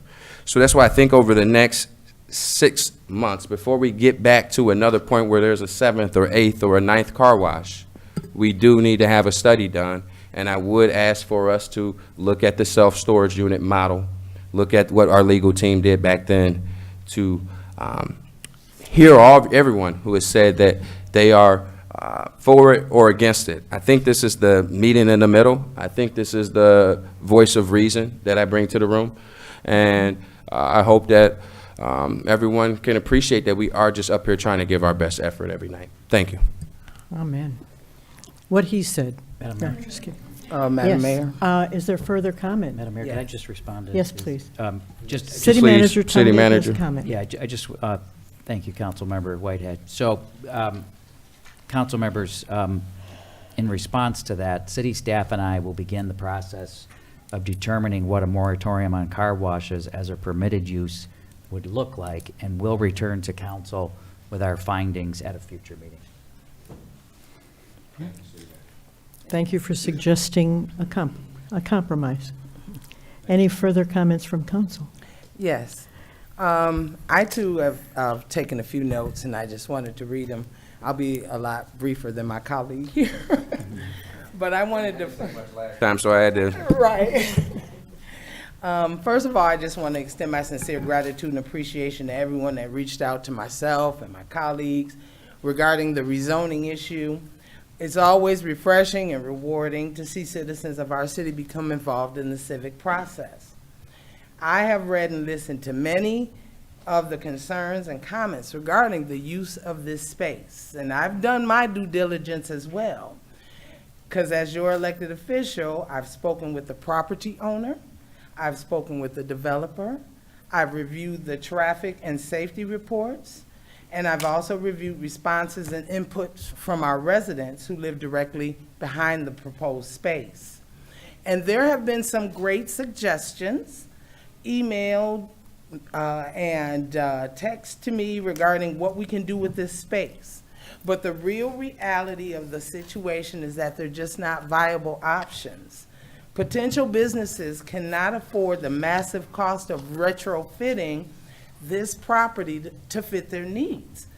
It's too big for a restaurant, it's not big enough for a big box chain, and this has been an uphill battle that our economic development team, as well as the property owner, has been diligently trying to find viable business to fill that space for a while. So where does that leave us? The property owner is constantly losing money for a vacant building for almost 2 years. None of the wonderful potential business suggestions that have been sent to me. None of them have approached the property owner or the City of Oak Park for consideration. But the property owner has received interest from other businesses, and I don't feel that those businesses reflect the character of our city. The plain and simple fact is that the property owner is a business person and needs to fill that space. But let's just take it a step further and say that the property owner decides to leave that space vacant for now, and it sits vacant for another 2 to 3 years. Is this really the look that we want for Oak Park? Have you ever driven through a city where every other building is vacant? What does that say about that city? To me, it doesn't say welcoming, prosperous, or progressive. Yes, another car wash may have a little more of an industrial look than I may like.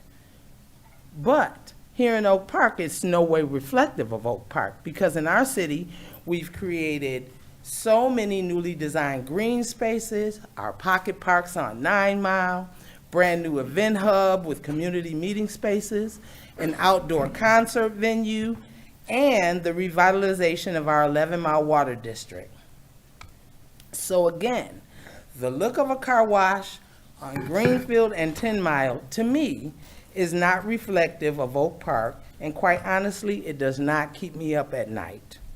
Now, someone said at an earlier meeting they didn't want Oak Park to become known as the city of 1,001 car washes. Well, I don't want Oak Park to become known as the city of 1,001 vacant buildings, because that's the thought that keeps me up at night. So with that being said, I do support the rezoning. I hope that you respect my decision as your elected official, as I respect your opinion. And if the rezoning pass, I look forward to working with the property owner to help make sure that this space is as pleasant, green, and as safe as possible. And I hope everyone who solicited the ideas and suggestions continue to solicit ideas and suggestions to the developer and the city to make sure this space is reflective of our warm and welcoming city. Thank you. Fabulous, thank you. Any further questions? Since we're speechifying, Yeah. I completely understand Mr. Jonah's need to fill this vacant spot, to sell it or whatever you're going to do with it. And I know that you made a good faith effort to look for other tenants, and thank you for that. I'm glad that you worked with the city. I'm voting against rezoning because I don't think that a car wash is the best use of that property. In fact, I think it's not just that there are 4 car washes nearby, it's the look that it will give our city. I don't think a car wash is a good look. I just don't. I think that Greenfield Road, you know, we invested quite a bit of money in signage with the city of Southfield, a welcome sign, welcome to Oak Park, but that's on Greenfield, and people traveling north, well, what are they going to see when they come in? One car wash after another. I do feel sorry for the owner of Softcloth, because he will, as Mr. Jonah put it, he'll either have to put a lot of money into his facility to compete, or he'll be run out of business. One point is that I'm sure, since this is not a secret anymore, he's going to have a hard time selling his business for what it's worth. So I feel for the other competitors. If there had been a gas station, I'm sure that Mr. Jabouri wouldn't have been happy about that, but that's competition. Everybody drives, everybody needs gas, same thing. So I guess I take the long view, and I feel like, you know, if we are moving toward a city of people, of community, this is just the wrong decision. And I know we're going to be updating the master plan, and I really hope that we really work on zoning so that we don't have this happening, because it will happen again and again if we don't tighten up our zoning regulations. I feel like we need to, this is not a free-for-all. We shouldn't just sell off property because we want the revenue. The people and not commercial interests should guide our decisions and should guide what the city looks like. I'm glad that there are safety considerations. You've closed off one of the ingresses. That's great. But it's still a car wash. And I just feel like it's not what we should be doing. And I know that there's a lot of opposition to this. If social media is a town hall, which I think it is at this point, the people against this far outnumber the people who are for this. It's a large-scale development. I don't think it belongs there, but I respect my fellow city council members, and I will respect their decision. I think I'm in the minority. I know I'm in the minority here, but I really hope that in the future we do take a longer view of this city, because Rite Aid, the same thing is going to happen with this. These are businesses that they're going to evolve, and eventually we're going to have a husk of a building. When drugstores decided they had to be freestanding, all of a sudden we had all these vacancies, and it hurts the people. And I respect property owners and their right to make money, but I don't think it should happen on the backs of communities like ours. So anyway, that's all I have to say. Thank you. We have up here effective public service servants. And as effective public servants, we need to possess how in our performance. How stands for honesty, open-mindedness, and willingness. Honesty means objectively assessing the facts as they become known, whether they support your position or not. Open-mindedness means advocating only for the general welfare and listening dispassionately to both sides of the argument. W, willingness means being open to changing your opinion after judicious review of the facts. When this started, I came to the Planning Commission, like a lot of you, planning to vote no on the zoning request for the same reason that you brought up. We have enough car washes. I was hoping for a better use. I wanted information on issues that were raised. Would it increase traffic? Is it contrary to the master plan? Isn't a better use possible? The traffic study showed the car wash brings less traffic than the Rite Aid. 2 groups of expert consultants hired by the city to craft an effective master plan 5 years ago and now both advised the city to rezone the corner of 10 Mile and Greenfield to B2. As Councilmember Radner brought up, many ideas have been suggested, and they would be great.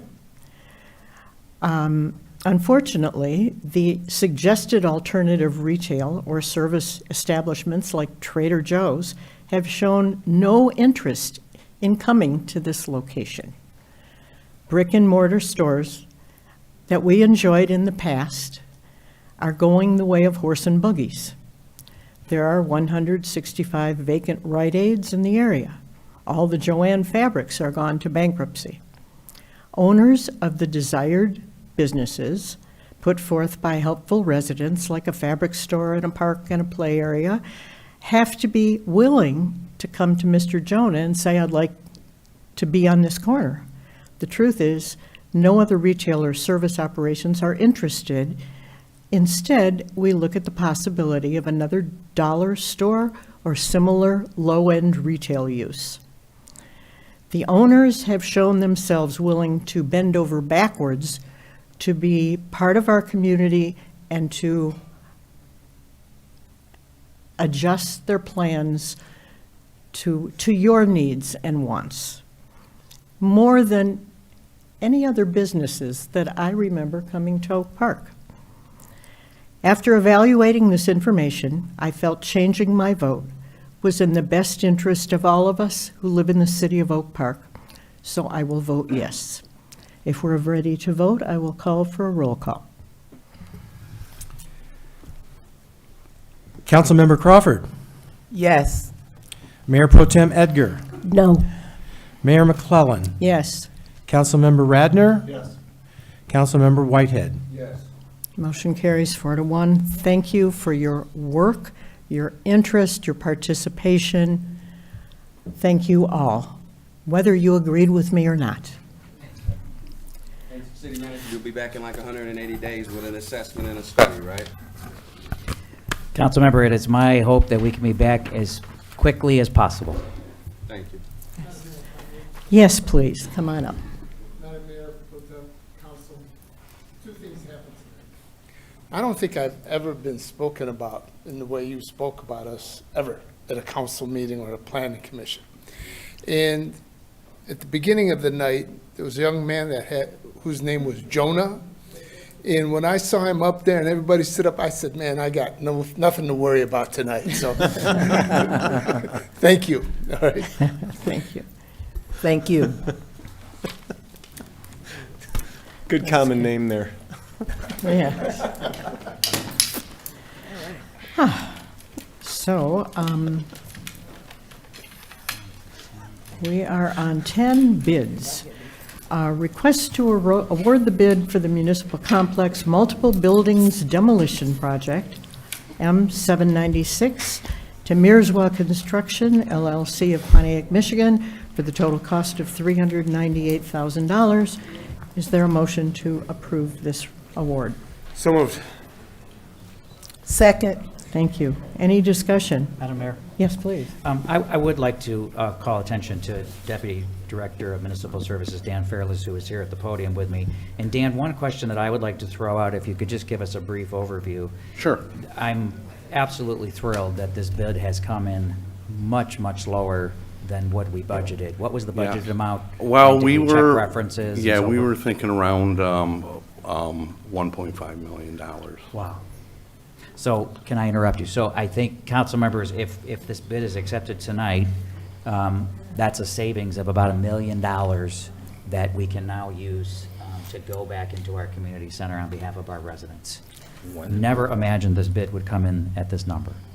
It's fantastic. And that's without Crystal, can you imagine? Let's see, we have a motion in a second? Yes, please. Pardon me? I'm good, yeah. Questions about this bid? No, just keep bringing them lower than Okay. expected, yeah. Love it, thank you. Well, that doesn't hardly happen. We're not gonna be getting a change order on this one, are we? No change orders.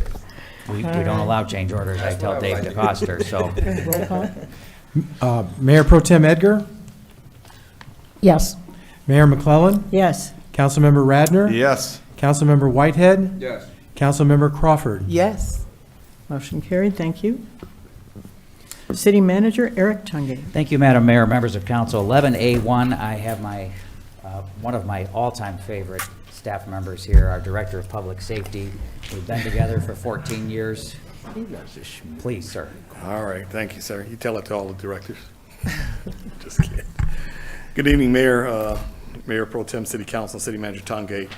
I'm coming before you today with the council agenda item titled our Emergency 911 Call Handling Equipment. In 2024, Oakland County was notified that Motorola Solutions would be ending support for its CallWorks 911 emergency handling equipment as the system had reached its end of life. As a result, the county began evaluating new vendors to replace the aging infrastructure. And in 2025, Carbine was selected following a comprehensive review process. The decision was based on stakeholder feedback, system versatility, the ability to meet individual agency needs, and overall functionality. Unlike the legacy CallWorks platform, which operated on a closed system with no integration capabilities, Carbine provides a cloud-based solution that supports integration with multiple information systems. The modernization allows for enhanced data sharing, improved interoperability, and expanded capabilities to support next-generation 911 services. The new system is scheduled to come online during the current fiscal year 2025-26, slightly earlier than had originally been anticipated. The total cost for 1 year is $77,032.30. An immediate payment of $34,664.40 will be required to cover hardware expenses, one-time deployment costs, and initial subscription fees. The remaining balance of $42,367.90 will be requested as part of the fiscal year 26-27 budget process. So I'm coming before council asking that you approve the purchase of the 911 emergency call handling equipment in the amount of $34,664.40 to be expended from the general fund balance to cover the initial cost of the hardware deployment and subscription service. And this contract has been reviewed by legal. Is there a motion? Yep. What took you so long? Is there a second? Second. Every once in a while, we get something where I feel like Chief Cooper's looking at us and saying, I dare you to say no to this. Any discussion or questions? Sounds great. Sounds great. Roll call, please. Mayor McClellan. Yes. Councilmember Radner. Yes. Councilmember Whitehead. Yes. Councilmember Crawford. Yes. Mayor Pro Tem Edgar. Yes. Motion carries unanimously. Thank you. Appreciate it. Okay, and council members, I might have spoke too soon because one of my other favorite employees is here tonight, and she's not here that much, so we are very excited to have her tonight. Our director. She picked the right meeting to come to. Directors. Our Director of Human Resources and Operation, Carla Allen, is here for 11B1. Carla.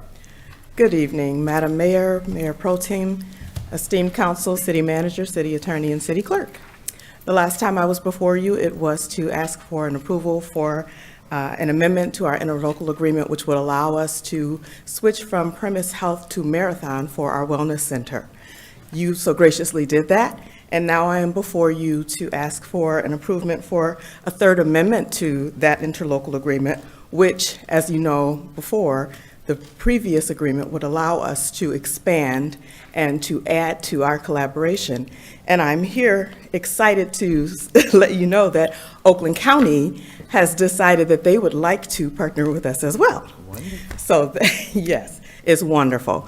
And with the adoption of this particular amendment, it will allow our employees much greater access to other services as well as other centers, which will in turn increase utilization and lower the costs of healthcare for the city. So it's a win-win. And I'm happy to answer any questions. Madam Mayor, I have to take this opportunity to just express my absolute excitement for this, but I do want to just express how thankful I am to the hard work that Carla and her team have put into this. This has been months and months in the making, and meetings and meetings and meetings, many of which I've been there with you, but this is an opportunity. I think this new provider provides, as Carla mentioned, a ton more accessibility and access, but with Oakland County, an additional partner in this, I believe they're saying, I don't want to say the actual number, but I think they're saying around 10 new centers throughout Oakland County that our employees would have access to. Wow. And as you know, access for our employees, where they live, where they're commuting to and from, and so forth, has been huge in the utilization of the center. So the savings and better care as a result of this for our staff and for the city's budget are going to be tremendous. Yes, absolutely. Kudos. Amazing. Started out very small. Other people realized what a good deal it was and are joining on. And she's also, I'm sorry, one more thing. She's also meeting with other partners, and we always, I don't want to go too deep in the weeds with this, we always talk about Oak Park's Wellness Center model combined with the direct contracting model. Carla and her team have been having several meetings now with this potential direct contract situation for other specialized or primary care services, which would also save the city money because we would cut out the insurance company. Yeah. We would just do a direct contract with a healthcare provider. Yes. We have 2 meetings tomorrow, actually, so very excited about that. Future of healthcare in America. It is the future of healthcare in America, and we're doing it, we're spearheading it right here under Carla's leadership in the city of Oak Park. Oak Park is leading the way. So we need a motion to approve the third amendment to the interlocal agreement for on-site health and wellness centers. So moved. Second. Thank you. Discussion or questions? Just a comment, during a time when so many healthcare plans are becoming more restrictive, for you to be able to have it more inclusive and more options, kudos to you and your staff. Good job. Thank you. Madam Mayor, just one point. Please, Councilmember Sean Whitehead. I think we're going to be back to being unanimous again on the votes, so I'm willing to wager that. Can I say one more thing, Madam Yes, Mayor? please. I do want to point out that Councilmember Crawford's comments are spot on. The healthcare inflation rate is between 10 and 20%, depending on who you are. And for us, when they initially provided our renewal information through Blue Cross, our premium renewals, it was, I think, 12%. We negotiated them down to 8%. But I just want everybody to walk away from here thinking, the rate of inflation is just under 3% right now. It's more than double the rate of inflation. It's not sustainable. This is happening all over the place. And the only way that I could know to address it is through what we're doing, through the Wellness Center and direct contracting model that Carla is spearheading for us. Oak Park's on top of it again. We need a roll call vote. Councilmember Radner. Yes. Councilmember Whitehead. Yes. Councilmember Crawford. Yes. Mayor Pro Tem Edgar. Yes. And Mayor McClellan. Yes. Passed unanimously. We are tickled. Thank you. Thank you. Madam Mayor, members of council, that completes the city manager report for this evening. Thank you. Would you read the call to the audience? Okay, this is the section of the meeting where the public may get up and comment. Your remarks are a matter of public record. You alone are responsible for your comments, and the City of Oak Park does not, by permitting such remarks, support, endorse, or accept those remarks as being true or accurate. Any person, while being heard at a city council meeting, may be called to order by the chair or any council member for failure to be germane to the business of the city, vulgarity or personal attacks on persons or institutions. And there's a 3-minute time limit. And Mr. City Clerk, do we have cards for people? We do. Sandra Terry first. There.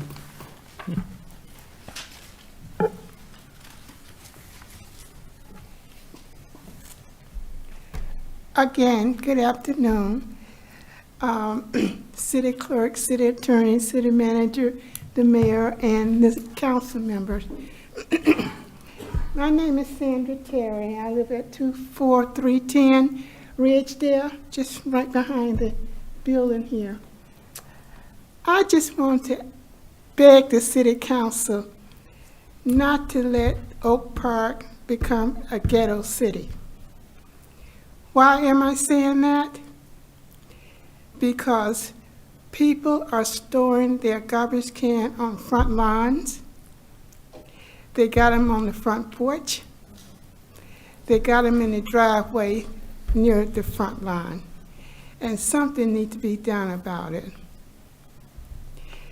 Now, if you go Church Street toward Oak Park Boulevard between Church and Greenfield, you will see exactly what I'm talking about. Every other house got their garbage can on the front lawn. And I'm sure you've seen it. So please, you need to do something about it. Because the ghettos start with one home, one block, one community, and then the city.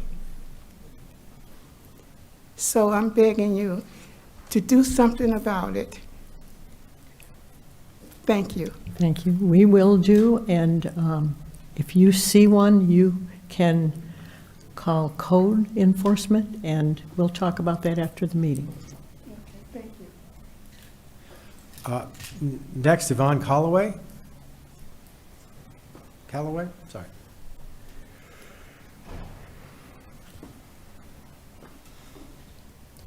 Good evening, officers of City of Oak Park.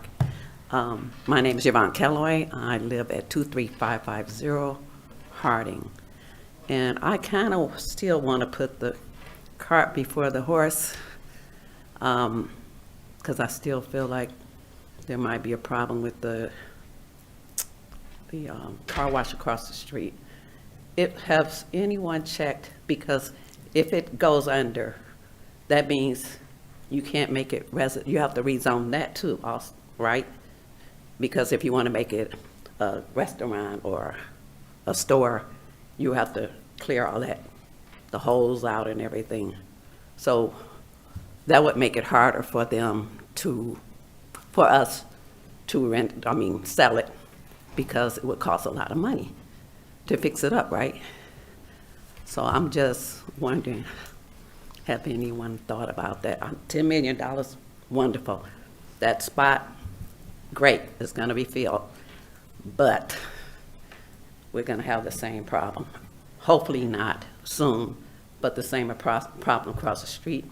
And how much will that cost us? Because I cannot see somebody saying, oh, I want that spot, but it's a car wash. So I would have to redo the whole section to even make it into a store or a restaurant. That's all I want to say. Thank you for caring. Thank you. Candace Calloway?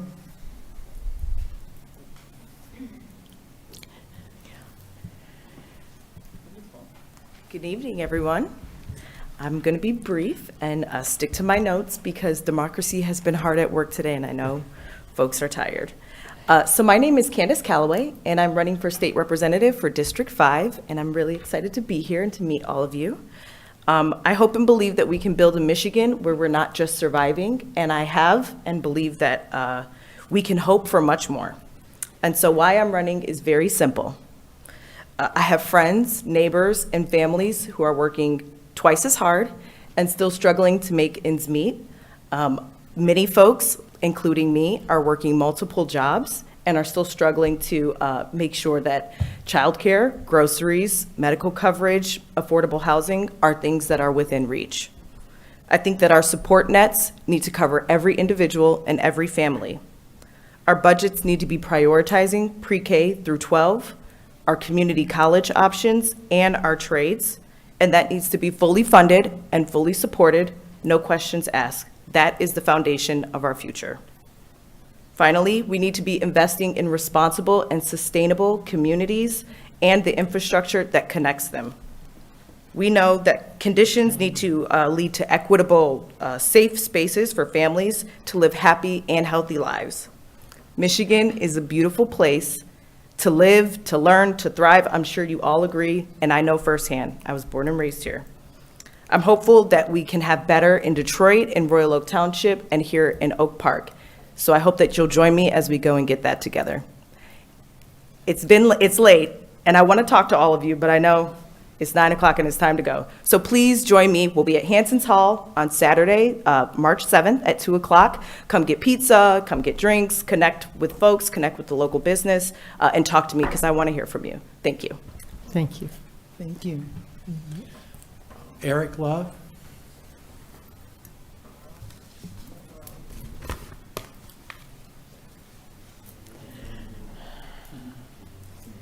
Good to see y'all again.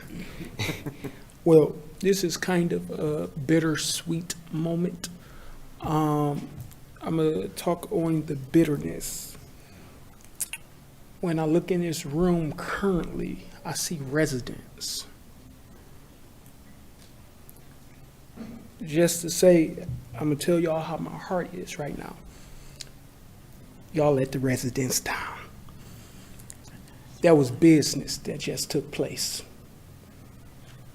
The gas station owners, they're gonna capitalize off of the car wash. So yes, they must be present.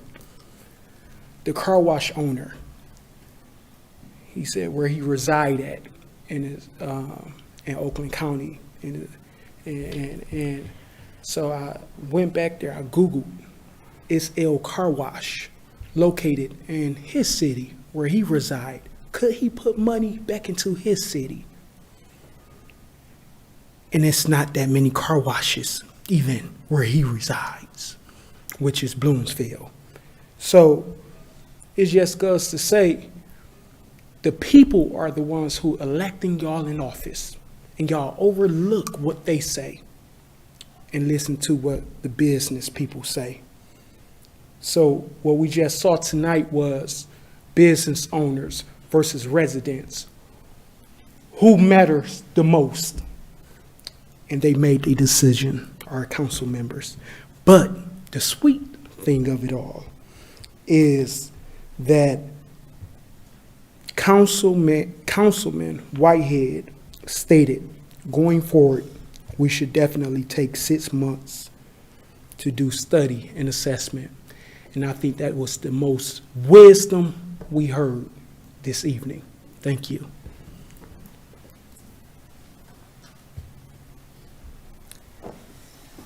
Okay. We are on call to the council.